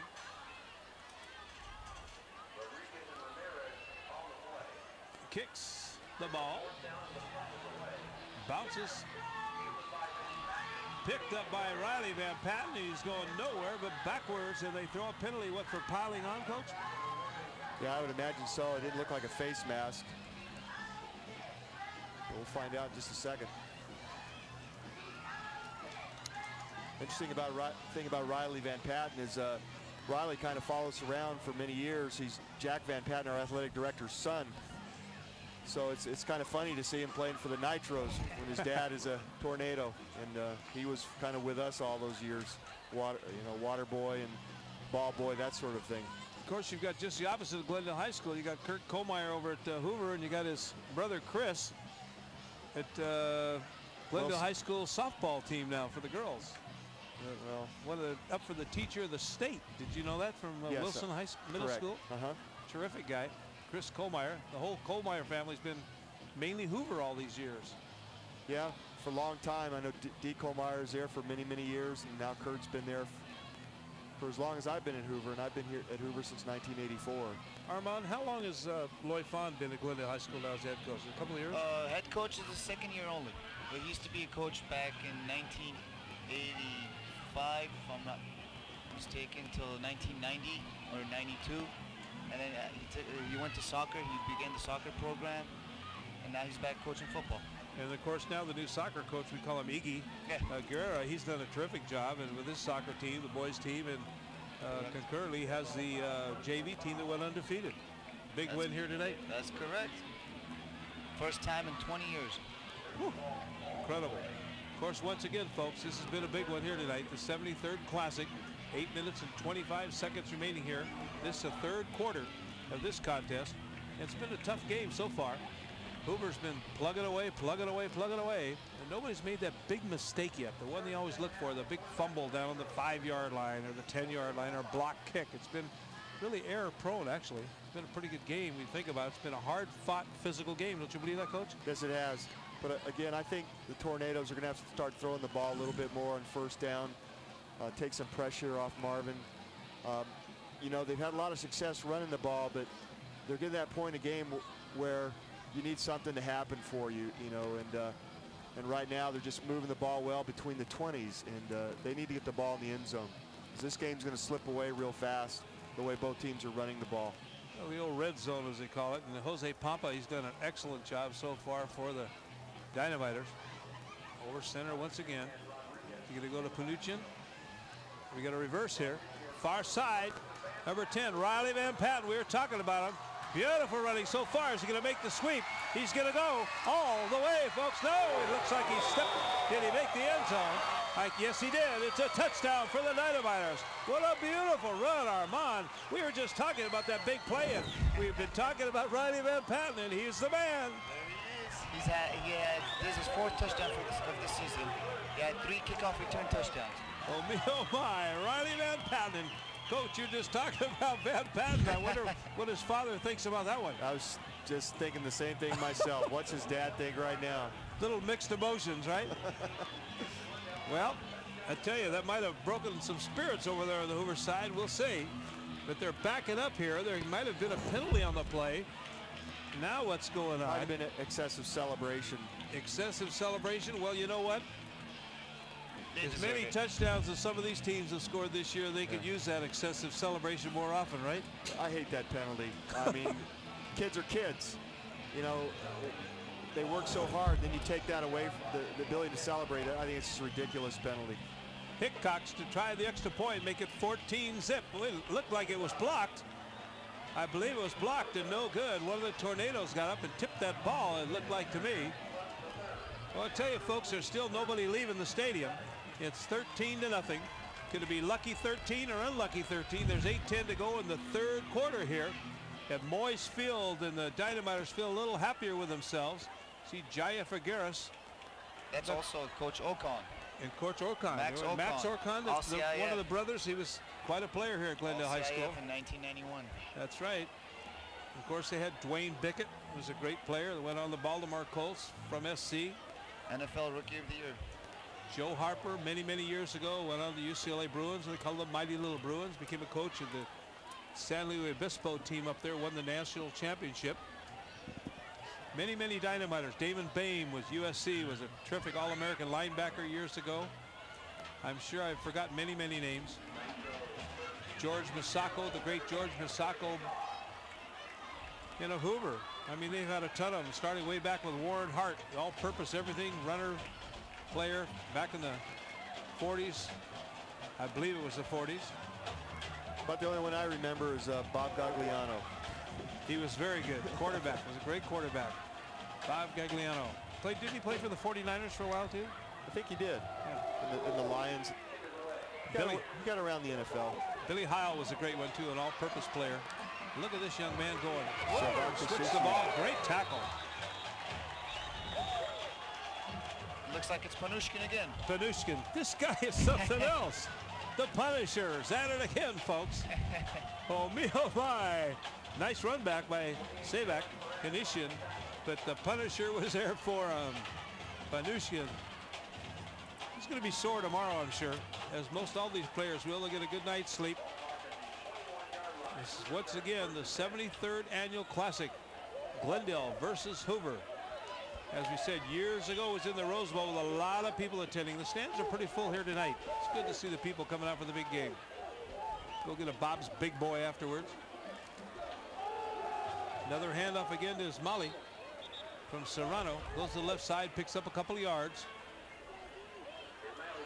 Nothing too imaginative so far for Hoover's offense here, Coach. Isn't it time for a little double reverse or something to throw them off a bit? Well, they're going to have, as I was saying, they're going to have to start throwing the ball, at least on first down. I think that's the best down to throw on. They're just going to run out of time. Both teams run the ball so well, and I know if Glendale gets that ball back, they're just going to pound the big guy. Now, here goes the pass you're talking about. He's going to be, goes right up the center. Beautiful run. Nice move by the quarterback, Serrano, up to the 40-yard line. All-purpose player, Marvin Serrano. He's only a junior. He should be very good next year. That was a good run. Yeah, Marvin is going to be a great player for the Tornadoes. Now, on a play like that, what's the actual interpretation of that play? Being a draw play or just run for your life? Just run for your life. Okay. Hoover High School, run for your life. Look at the Somali. He's just bummed over by about 5 or 6 of them. Dynamiters there on the bottom of the pack again. It looks like number 63. He's been everywhere. Marco Ramirez done a good job. Marco Ramirez has the whole line's done a good job in there for the Dynamiters. 2nd down and 10 to go on the 40-yard line. 3rd quarter, just about half over. 6:31 to go. 3rd quarter. Uniforms are starting to get pretty dirty out there. They're getting in the dirt. Fake, but not to those 2 young men. All over them. Ramirez again, and number 52. We haven't mentioned his name much. Alfredo Antillion. What can you tell me about Alfredo Antillion? He's a 2nd-year varsity. Last year he had a good season. This year they were expecting more about him, and he has stepped it up. He's 5'10", 175. Plays O-line and D-end. Good kid. Good kid. That's good to know. It's what we want to have out there. Good kids. My mother always told me there's only 6 inches between a pat on the back and the kick of the seat of the pants. So somebody's getting one side here or the other. But Hoover's been controlling the ball a lot, but they just, like you say, can't get in that red zone. They're on their own 31-yard line. Back goes Serrano. Look out behind you, Serrano. Oh, he almost got bombed out the backside. Completes a pass up to about the 37-yard line to number 2, was that? Sargis. You can pronounce that last name there, Armand. No, I think that was number 1, Joe Garcia, with a tackle. No, the one that caught the pass. Roman Turosepian. That's Roman Turosepian. Hoover. Okay. That's good because the other side it was Kodabashiashin, right? Was that close? Quarterback. Only missed it by 4 syllables. Right? That's good. Okay. Back to kick. He's going to get a block. Nope. Got a nice kickoff. Punts it up to about the 45-yard line. Goes out of bounds. They're going to mark it actually on the 48-yard line. The Dynamiters will be taking over 1st and 10 with 5:17 to go. 13-0 for the Dynamiters. And actually, they've really been shutting down. The defense done a good job, don't you think, Dennis, for Glendale High School? Yes, they have. Tornadoes, you know, like I said, they move the ball well at times with Ismaili, but they just can't sustain a drive. Just like you need a few more weapons in there. Exactly. And after a while, they're going to them almost every play, and what are we going to do? Glendale's had a little more imagination so far. A double reverse, double pass, and look at this young man go. Off the left side, Ortiz said, look out, he may be gone. Oh, Rodriguez. Beautiful run. He gets all the way up to about the 15-yard line when he steps out of bounds. And what a terrific run by the young man. Coach Vaughn said it's going to be it's up to the line for this game. And they've done a good job, I think, so far. Is he a track star, Paul Rodriguez, also at Glendale High School? Yes, he is. And I know Van Patten, he's also a track star. Also Van Patten. Also Ebony Henry.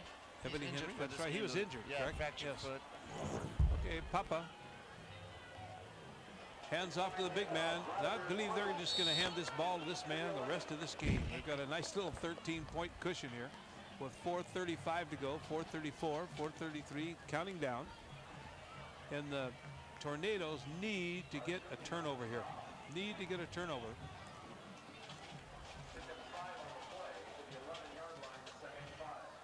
They're on the 11-yard line. 2nd and 5 to go on the 11-yard line. What you call for it, Coach, real quick on this play? If you were Glendale. I'd give it to the big guy. I'd big just keep guy giving again? it to him. Blast off the middle. Yeah, we'll see if you're right. We pitch it to the tailback, and we gave it to the little guy. That's okay. And he almost scored. He did score. Oh, my. They score, the Dynamiters. Well, you were half right. Dennis Hughes, folks, former coach of Hoover High School. He didn't particularly like that, but I know he's not too happy sitting up here. But it's Glendale one way or the other. Scored 19-0 right now. They're going to go for that extra point. Or are they going to go for 2 here? 19-0 in favor of Glendale High School. 3:52 to go on the clock. If they score another 2 and they got 21, Hoover's got to be having somewhat of a letdown, correct? Yeah, they've got to be totally let down at this point. They need that big turnover. Pitch back. Number 1. Oh, he's going to throw a pass to the opposite side. Wide open. Wide open. That was Joe Garcia with the pass. Back to Jose Pampa. And he scores a 2-pointer. And if any of you had a chance to see Mississippi play against Arkansas, Mississippi State, with that 7 overtimes, they tried that play during that game. And what a great call. What a great call. Sweep left, pass it back to the quarterback. Of course, Dennis over here told me he would have done that play. 3:52 to go. It's not conceivable, but it's possible, right? Well, it's possible, but the run back here would be 21-7, just like that. But now they've basically put the game in Serrano's hands, where he has to make the plays, and you know, it's going to be tough for him. That's a lot of pressure on the quarterback. Up to the 20, cuts inside in the 25-yard line. He's swarmed by the Dynamiters. Nice little run back there, but there was about 6 tacklers on him. One of them hyping himself over there and getting all jazzed up. Number 59, Chris Butler. He's done very good tonight. We're going to have another penalty too. He's thrown it about the 35-yard line. Looks like wait and see what the call is. Looks like a personal foul on Hoover. Unsportsmanlike against Glendale. Unsportsmanlike against the Tornadoes. So, well, let's hope this game doesn't get out of control here towards the end. It's been very free of any kinds of problems so far on the field, and respecting each other and playing hard and tough. And everybody knew Hoover was a tough team, very physical, and Glendale showed some toughness out there tonight. The red helmets are shining so far, as they've got defense on the scoreboard. Big electronic scoreboard here. Again is Molly off the left side, stopped by number 40, George Alcaraz. Has he done a terrific game here tonight, George Alcaraz? 3-year varsity defensive captain. I tell you what, for my money, the game is, if you want to call a most valuable player so far, it's been the defense from Glendale. Yeah, I mean, done a great job tonight, definitely.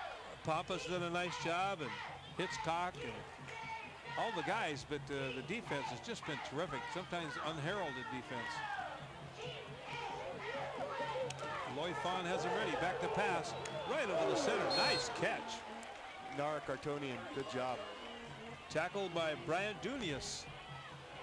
Nice catch. Well, I know Coach Swartz had talked about trying to always run away from Panuchkin, and what that's caused is now he's, you know, it kind of limits you a lot to one side, and now Glendale's blitzing their guys on the outside that they are trying to run to, and it's just put them in a real bind. Coming off the field, Martin Tarosian has done a good job for the Dynamiters. Van Patten needs to pick up a little interception here. The Tornadoes got to be going in the air. Here we go. Whoop. Lateral back, a penalty on the play. Somebody piling on at the end there. They're trying to help his runner moving forward. That was Alan Gonzalez trying to push his runner forward, but there's a penalty against the Tornadoes. Got a hold. Does not look good. No. 2:34 to go. Still 21-0. It's been all Dynamiters here tonight on the scoreboard. But Hoover continues to fight the Tornadoes like they always have. It's a pretty short referee out there. He's waving to his mother. Did you see that? He's waving up there in the stands. Nobody knows that secret little move he's got there. Time back on the clock. 2:30 to go. 2:29. That's second and 11. Once again, we're very proud to be with Channel 15 tonight, bringing you this game. Dennis Hughes, the big Armin Demrishian, along with myself, Dick Holloway, doing the play-by-play. Hope you're enjoying yourself. Doing the best we can. Look out behind him. Oh my. He got blindsided by 1, 2, 3 Dynamiters. That's not good.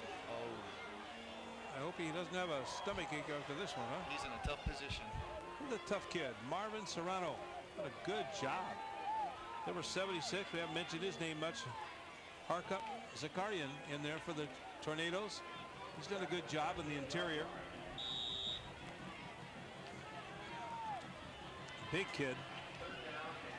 6'2", 260. No wonder this team is so physical. They're just huge, but the smaller Dynamiters are doing themselves a good job. Looks like another flag on the field against the Tornadoes. This is not the way they want to go. Yeah, oh, substitution. Okay. Going backwards, back to the 24-yard line. Got a long ways to get to that end zone. They haven't been there yet tonight. Yeah, you know, the quarterback's taking some big licks here, so I don't. That's the Glendale Dynamo. That's right. We saw the Dynamiter down there with one of Glendale's best. Look at this young man again. He just powers forward. That's your guy. Paul O. Paul O. He's your guy. You're going to remember his name when you go to sleep tonight. Paul O. Hoover's secret weapon. Oh, well, there wasn't much they could do there. It's 3rd and 20. There's only 49 seconds remaining in this quarter. This being the 3rd quarter, 73rd annual Glendale Hoover High School football game here at Moyes Field in Glendale. Man back to kick. He's on his own about 17-yard line. Good charge in there. Nice kick. Gets it up to, oh, good bounce. All the way back to 35. Van Patten. Look at him go down the side. And somebody made a nice tackle on the sidelines. And look who it is. Can you believe that? That guy, he's all over the field tonight. Narek Artunian.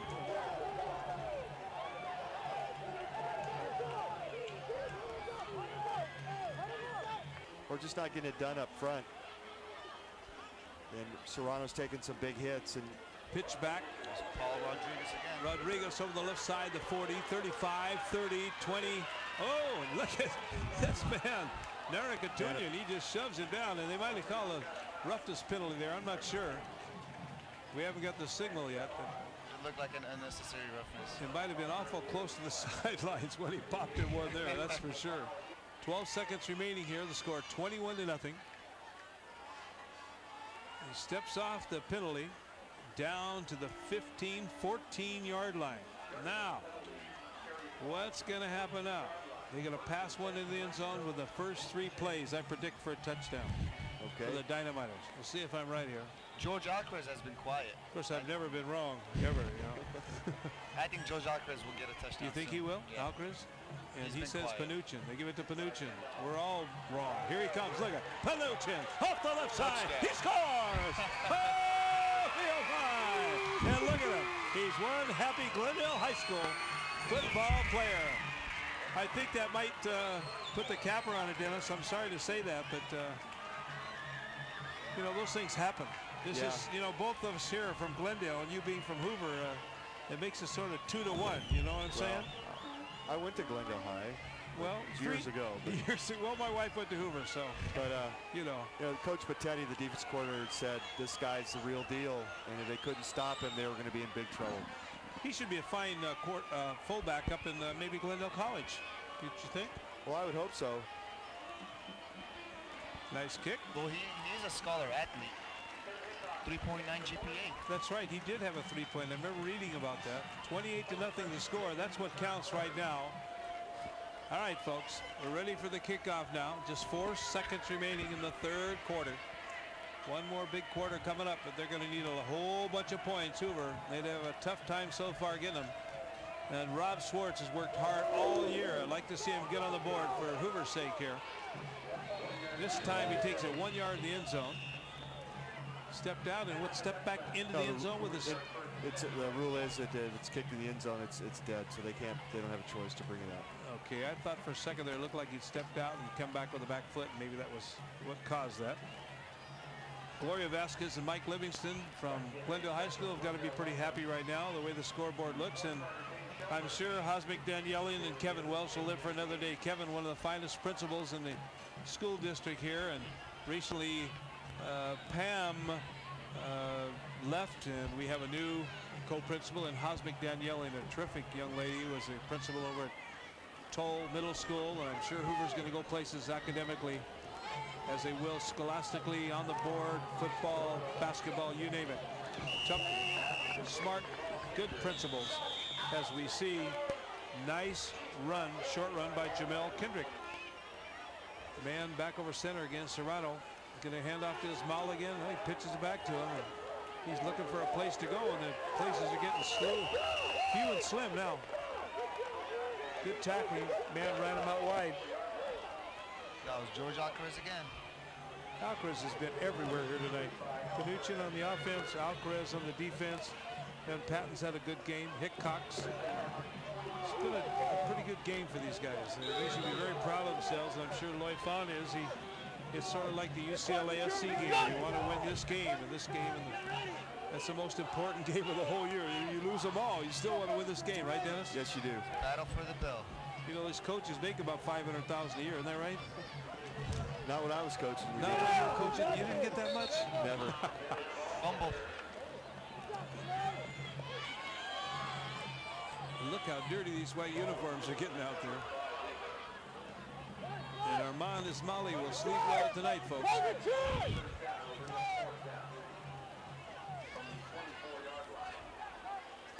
Looks like Hoover's punting groups coming out. On the 24-yard line, Hoover will be punting 4th and 6 on their own 24, the fourth quarter, with 10:44 to go. Once again, the 73rd annual Glendale Hoover football game here held at Moist Field in Glendale, California. The score 28 for Glendale, and the Tornadoes have yet to hit the scoreboard. Almost hiked it over his head. Gets a good kickoff. Got the 30-yard line, or was that the 50? Up to the 40, must have been the 50 there, folks. And he gets it down to the Hoover 40-yard line. They don't have too much to go for another touchdown, about 40, 39, 40 yards. Now, Glendale's had great field possession most of the ball game. It makes it a lot easier to call plays when you're starting on your 40 or the other team's 40. Got that right, especially when you got a 28-point lead with 10 minutes to go and you got Panuchin to run the ball. And let's give credit where credit's due. This little man, Jose Pampa's done a good job. Well, you want to give credit. I think you need to start two of the Glendale offensive line, because that's where it all starts. The big guys up front who don't get mentioned very often. They've done a great job for the Nitros tonight. We've been trying to mention as many names as we can here tonight of the kids that played, and we hope we've covered the name. Whoop, that's been a lateral pass, so got to be careful. That was over to Hickox. And of course, they lost Glendale, their quarterback last week, Johanna. And maybe, Armand, you can talk about that for a second here while we've got a it was against Arcadia, and he took a hit. 3 people to his head. He had a mild concussion. But he'll be fine. He's only a sophomore, so he'll be back. He still has 2 more years. Pompa, second game playing quarterback, stepping it up. Pampa looks like he's going to throw a pass. Pampa, look out. Nope, he's going to run. He finds a hole, darts up the right side. Nice tackle. Beautiful tackle with secondary help from number 44, but it looks like on the bottom of the pile, Zach James, and pulling him up was number 42. Paul. Oh, what a job this kid has done. Paul. Oh. And look at him. We're counting off another penalty again. One penalty after another now, as the team's got to be getting a little tired. Probably losing a little focus. It's tough when you're down 28-0, that's for sure. It's really hard to get them up here, isn't it? Do you think now that Hoover's sort of saying to themselves that look at their hands are on their hips, they got to be discouraged. Let's just get one touchdown out of it? Yeah, I agree. Just something to come away with, something positive that you can, hopefully build on the off season. The coaching staff's going to be proud, though. They got the teams, they got new uniforms this week, worked hard in the weight room all year. And a lot of good kids over there. They worked hard selling everything you can think of, making money. Nice tackle in there. Roman Terrazzo. These are definitely committed kids on both teams. And what I think a lot of people don't understand is they think all these kids get scholarships, but very, very few kids ever get a scholarship out of high school. These kids play for the love of the game and for the love of their schools. And I think that just doesn't go recognized quite enough. Total misconception that a lot of kids get scholarships. Papa again. Big man busts up the left side for about 4 or 5 yards. 28-0, folks, the score. It's been all dynamiters here tonight at Moyes Field, the 73rd annual Glendale Hoover Classic. 3rd down and 32 to go on the 31-yard line. 8:34 to go. Look at the fog starting to roll in a little bit, guys. Got all kinds of action going on here. People in the stands are still pretty full on both sides. Back to kick for the Dynamiters. He's back on his own 26-yard line. Gets it up, almost blocked. Almost blocked. Nice kick. It's a good bounce. Flag on the play, but the kick lands on about the 24-yard line. You see the flag. Now, everybody sees the flag and they talk about, you see it flying through the air. I understand they put a little sand in that flag. Yes. And why do they have to throw it so far? That's how that one fella got hit in the eye one time, right? Exactly. The pro guy put out his eye almost. So I guess they just feel they need it. But I don't like those yellow things anyway. You know, I don't think most of the teams like those yellow flags too much, you know. No. Actually, I've seen some games this year that just went on forever because of those things. The thing that's been good about tonight's game, I think, although we've had a few penalties, which is normal, there's been hardly, I think there's been, what, one interception? There's been no fumbles, has there? No. Maybe one turnover in the whole game. One turnover in the first quarter. Terrific, you know. But that might have been the big turnover. I mean, I think if Hoover scores there, you know, now they're confidence up. Change of momentum. Exactly. That's true. Very likely that could have happened. I mean, when you're struggling as this team has, you know, anything like that can just really change your whole focus on the game. Well, he gets a kickoff and there's nobody even back there to return the ball, and the ball goes out of bounds at about the 14-yard line. Marks it off on the 14-yard line, and Hoover will be taking over with 7:43 to go. Also, some of the assistants we like to mention their names, doing a good job. Rob Schwartz. We have, of course, the head coach. We have Mark Petiti, who was a former coach, along with Richard Diaz, Young Shin, and Manville Memarian. Excellent offensive lineman. He played 2 years ago. Yes, he did. And the athletic directors Jenny Cervantes and Jack Van Patten.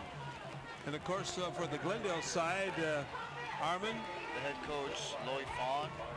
His assistants, the Oregon Ducks alumni, Jaya Figueres, and then the two brothers, Alvin and Butch Santos. All right, we got all the cast of characters here tonight, folks. Glendale's going to be proud and happy tonight. Busts up the middle. Was that Ismalda again? Yeah. I don't know how many yards this young man has tonight, but he's worked for every single one of them. And another man's done a good job in there, number 51 for Hoover, Efren Vasquez. We haven't mentioned his name much. And look at this young kid. Look what he's tearing up. Yeah. Can you believe that? Nice kid. Nice kid. Can you believe that? Kid. Oh, me, oh, my. He's got a UCLA Bruin colors on, too. Hoping for a short kick and a big run back here. We'll see what Van Patten does. Kicking.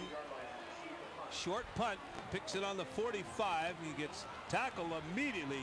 Nice job on the coverage. Nice job by Roman Terosepian.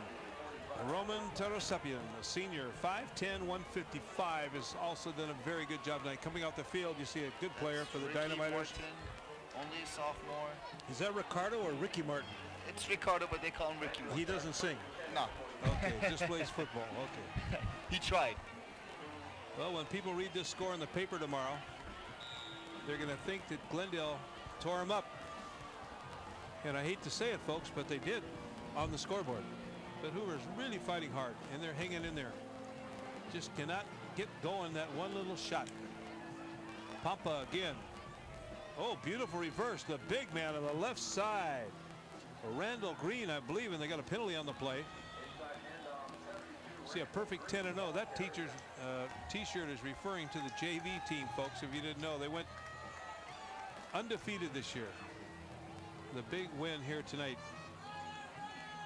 There's your coach, Loy Fawn, a nice guy. Very popular on the campus.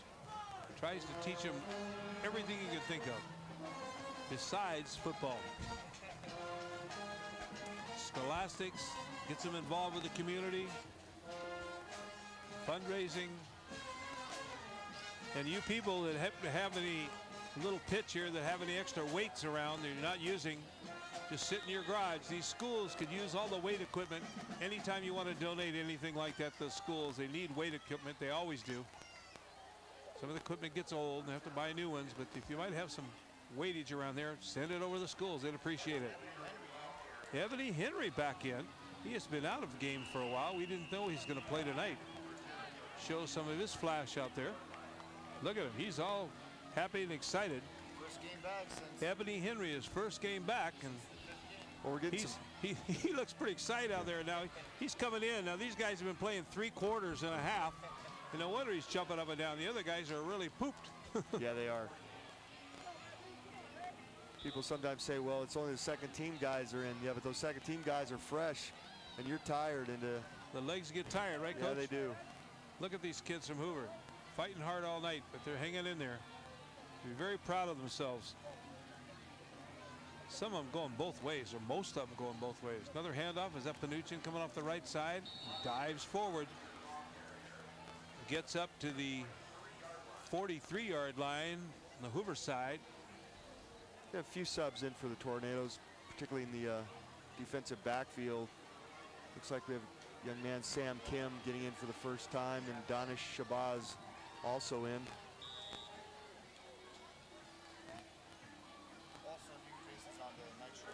Now, most of these youngsters are, what, 15, 16, 17 years old? Yes.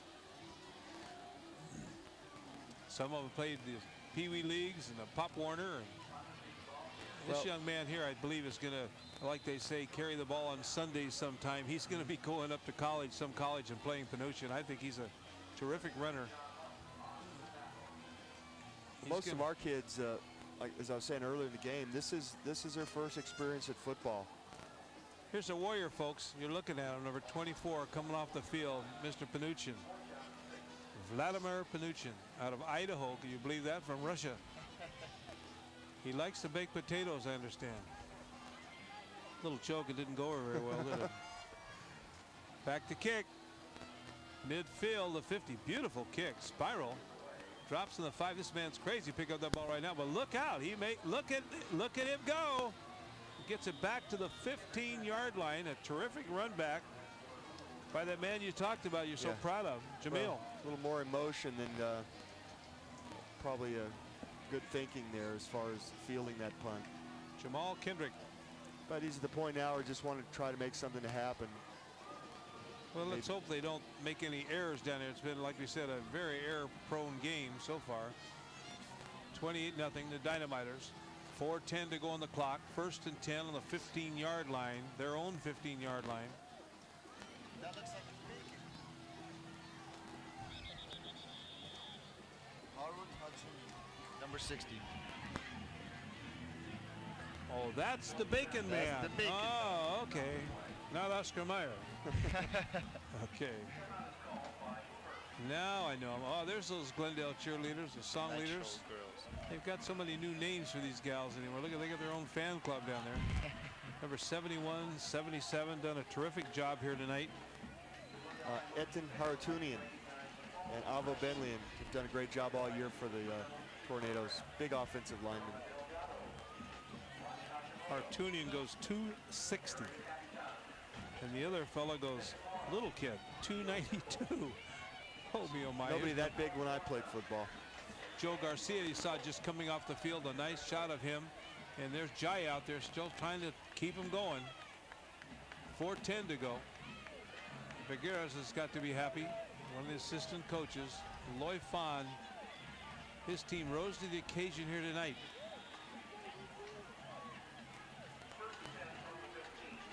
Serrano passed to the right. Oop, almost knocked outside.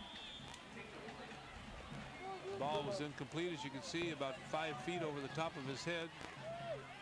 Kareem Abdul-Jabbar would have trouble with that one. Well, it's probably a good thing he threw it high because there's no separation between the receiver and the defensive back. You know, we've never been asked. Of course, it's the first game we've done together here. Obviously, who would be your most valuable player of the team on the defense, but I thought this one kid played terrific. I don't know if you guys, George Alcaraz, don't you think he was just a terrific defensive player tonight for the Dynamiters? And if I had my say of it, if there's such a thing as a defensive player of the game, I'd have to give it to George Alcaraz. He was just all over the place, and of course offensively, Panuchin, what can you say about him? You concur? He's a great football player.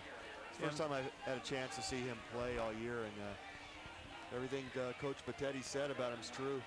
And likewise for Hoover, we'd have to go with the 8 and the 4, right?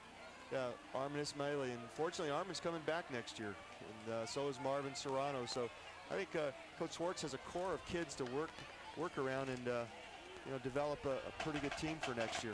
It's too bad Jamal Kendrick couldn't come back again. I think he could be a very outstanding player.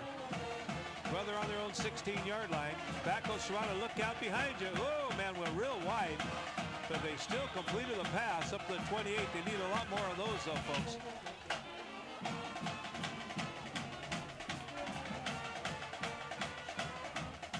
Looked like number 80. I think. Number 80, Larry Brophy. Also a junior. First down. One of the very few first downs they've had in a while. With 3 minutes and 5 seconds to go. Glendale Hoover game. All Glendale's games so far.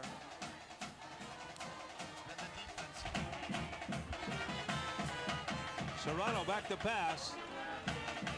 Oh, about 2 feet short. The young man, Derek Artunian, would have had that one. It could have been 6 quick points here. Just a little mention here, folks. When you watch these kids play football, and you get a chance, you see them out in the community, and they're helping, and they help with the different causes, go out to the Toys for Tots and collecting food for the kids at school. Help them out. Say hello to them, and if you get a chance, you see this game on TV, tell them, hey, I saw you on TV. It'll make them feel good. It's always proud to have somebody recognize you and make these kids feel good. A lot of them never get much chance to get any cheering for them going, whether they win or lose. They've played the game, as they said. And this guy over the ball right now, Marvin Serrano, he's just done a terrific job. Completes another pass. Looks like it's number 80 again.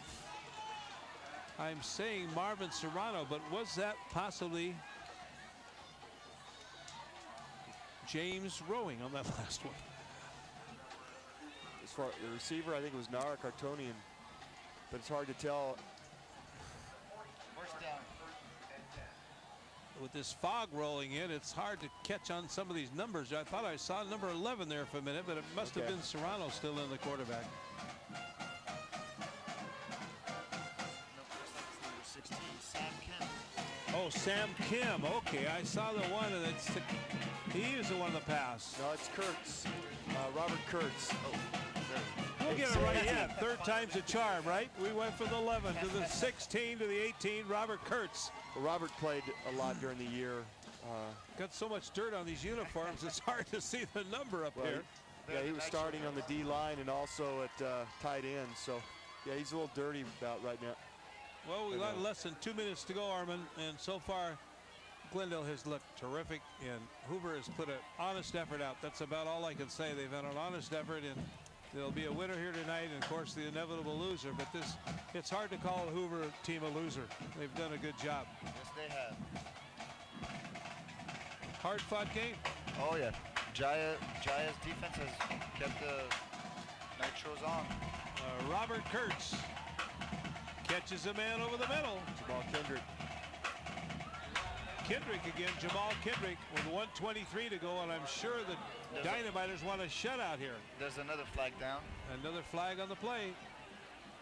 It was second down with 8 to go on the 43-yard line, and I believe with 1:23 to go, that might be the last of the scoring. But Hoover, if they can get a score here, Coach, I think that they'll be happy as you know what.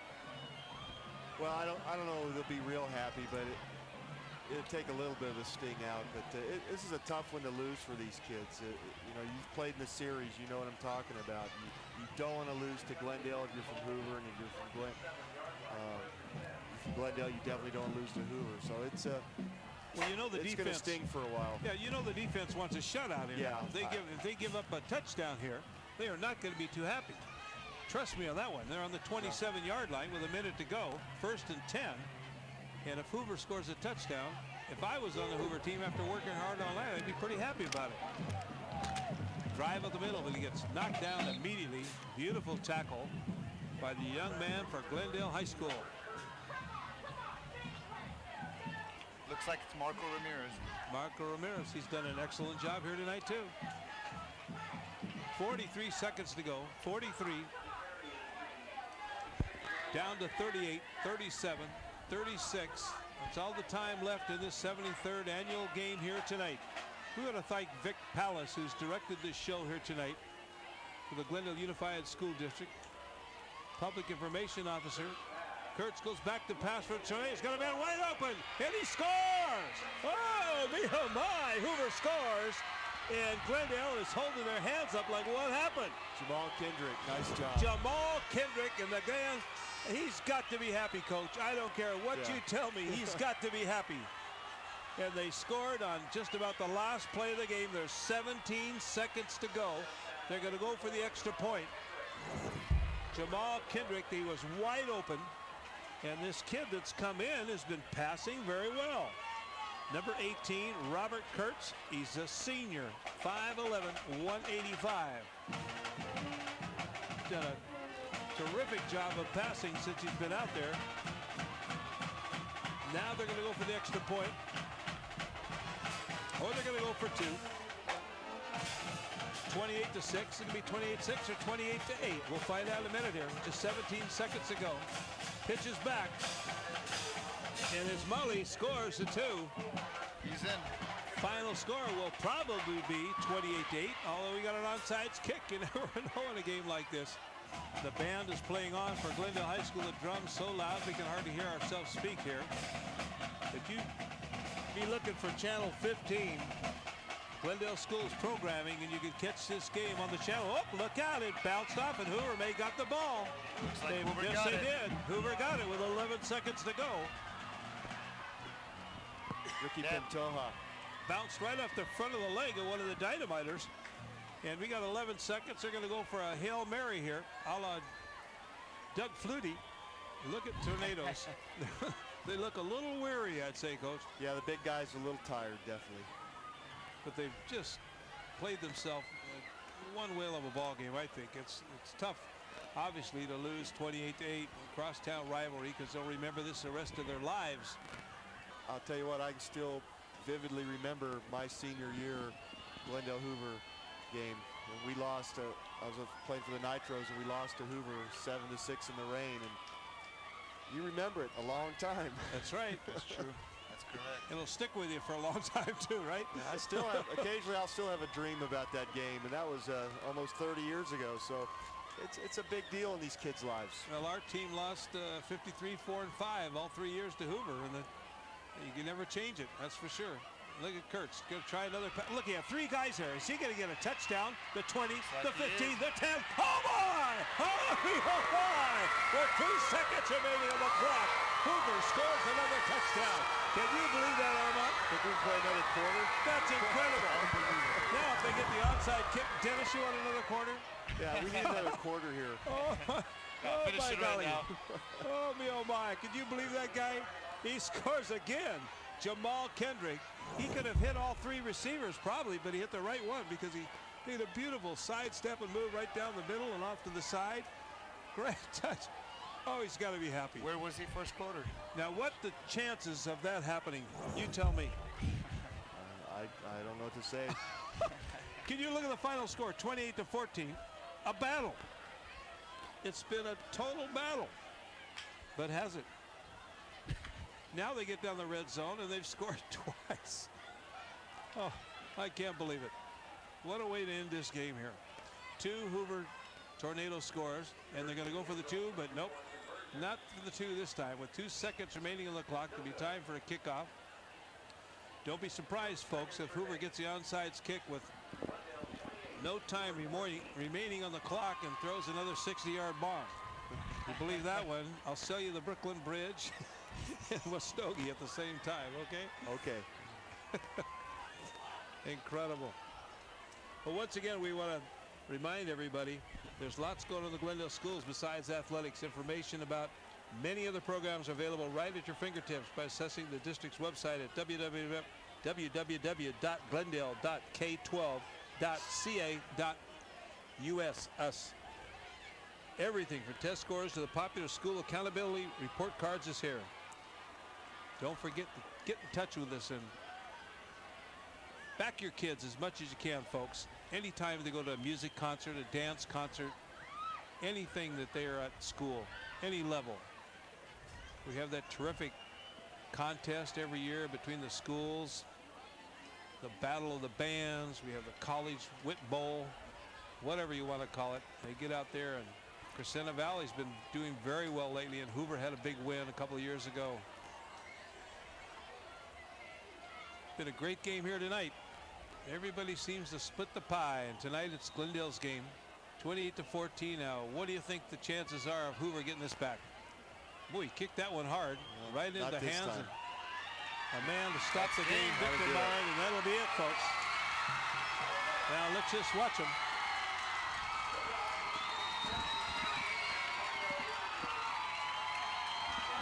Okay, folks, we just saw a great game here tonight. The Glendale Hoover game, the 73rd annual, right here at Moyes Field, and the Dynamiters came out in front 28-14. And that scoreless close, but Dennis, it really wasn't that close. Let's be honest about it. No, the game was dominated by the offensive and defensive lines of Glendale High School, their big fullback. Hoover had their chance, but just could not execute when they needed to early in the game to gain some momentum. And after that turnover, it was pretty much over. Armin, Glendale High School, they should be really, really happy tonight. Oh, yes, they are. Very happy. Third win of the season, first league win. Panushkin had a big game. George Alcaraz, leading his defense, had an awesome game, almost a shutout till the fourth quarter. And the victory bell goes back to Glendale High School. Last year, they had to take it away, but they got it back now. And folks, remember, this is the place to see that game on this channel right here, Channel 15. It was the 73rd annual Glendale Hoover contest, Moyes Field. I hope you enjoyed yourself. We enjoyed bringing it to you. Bye-bye.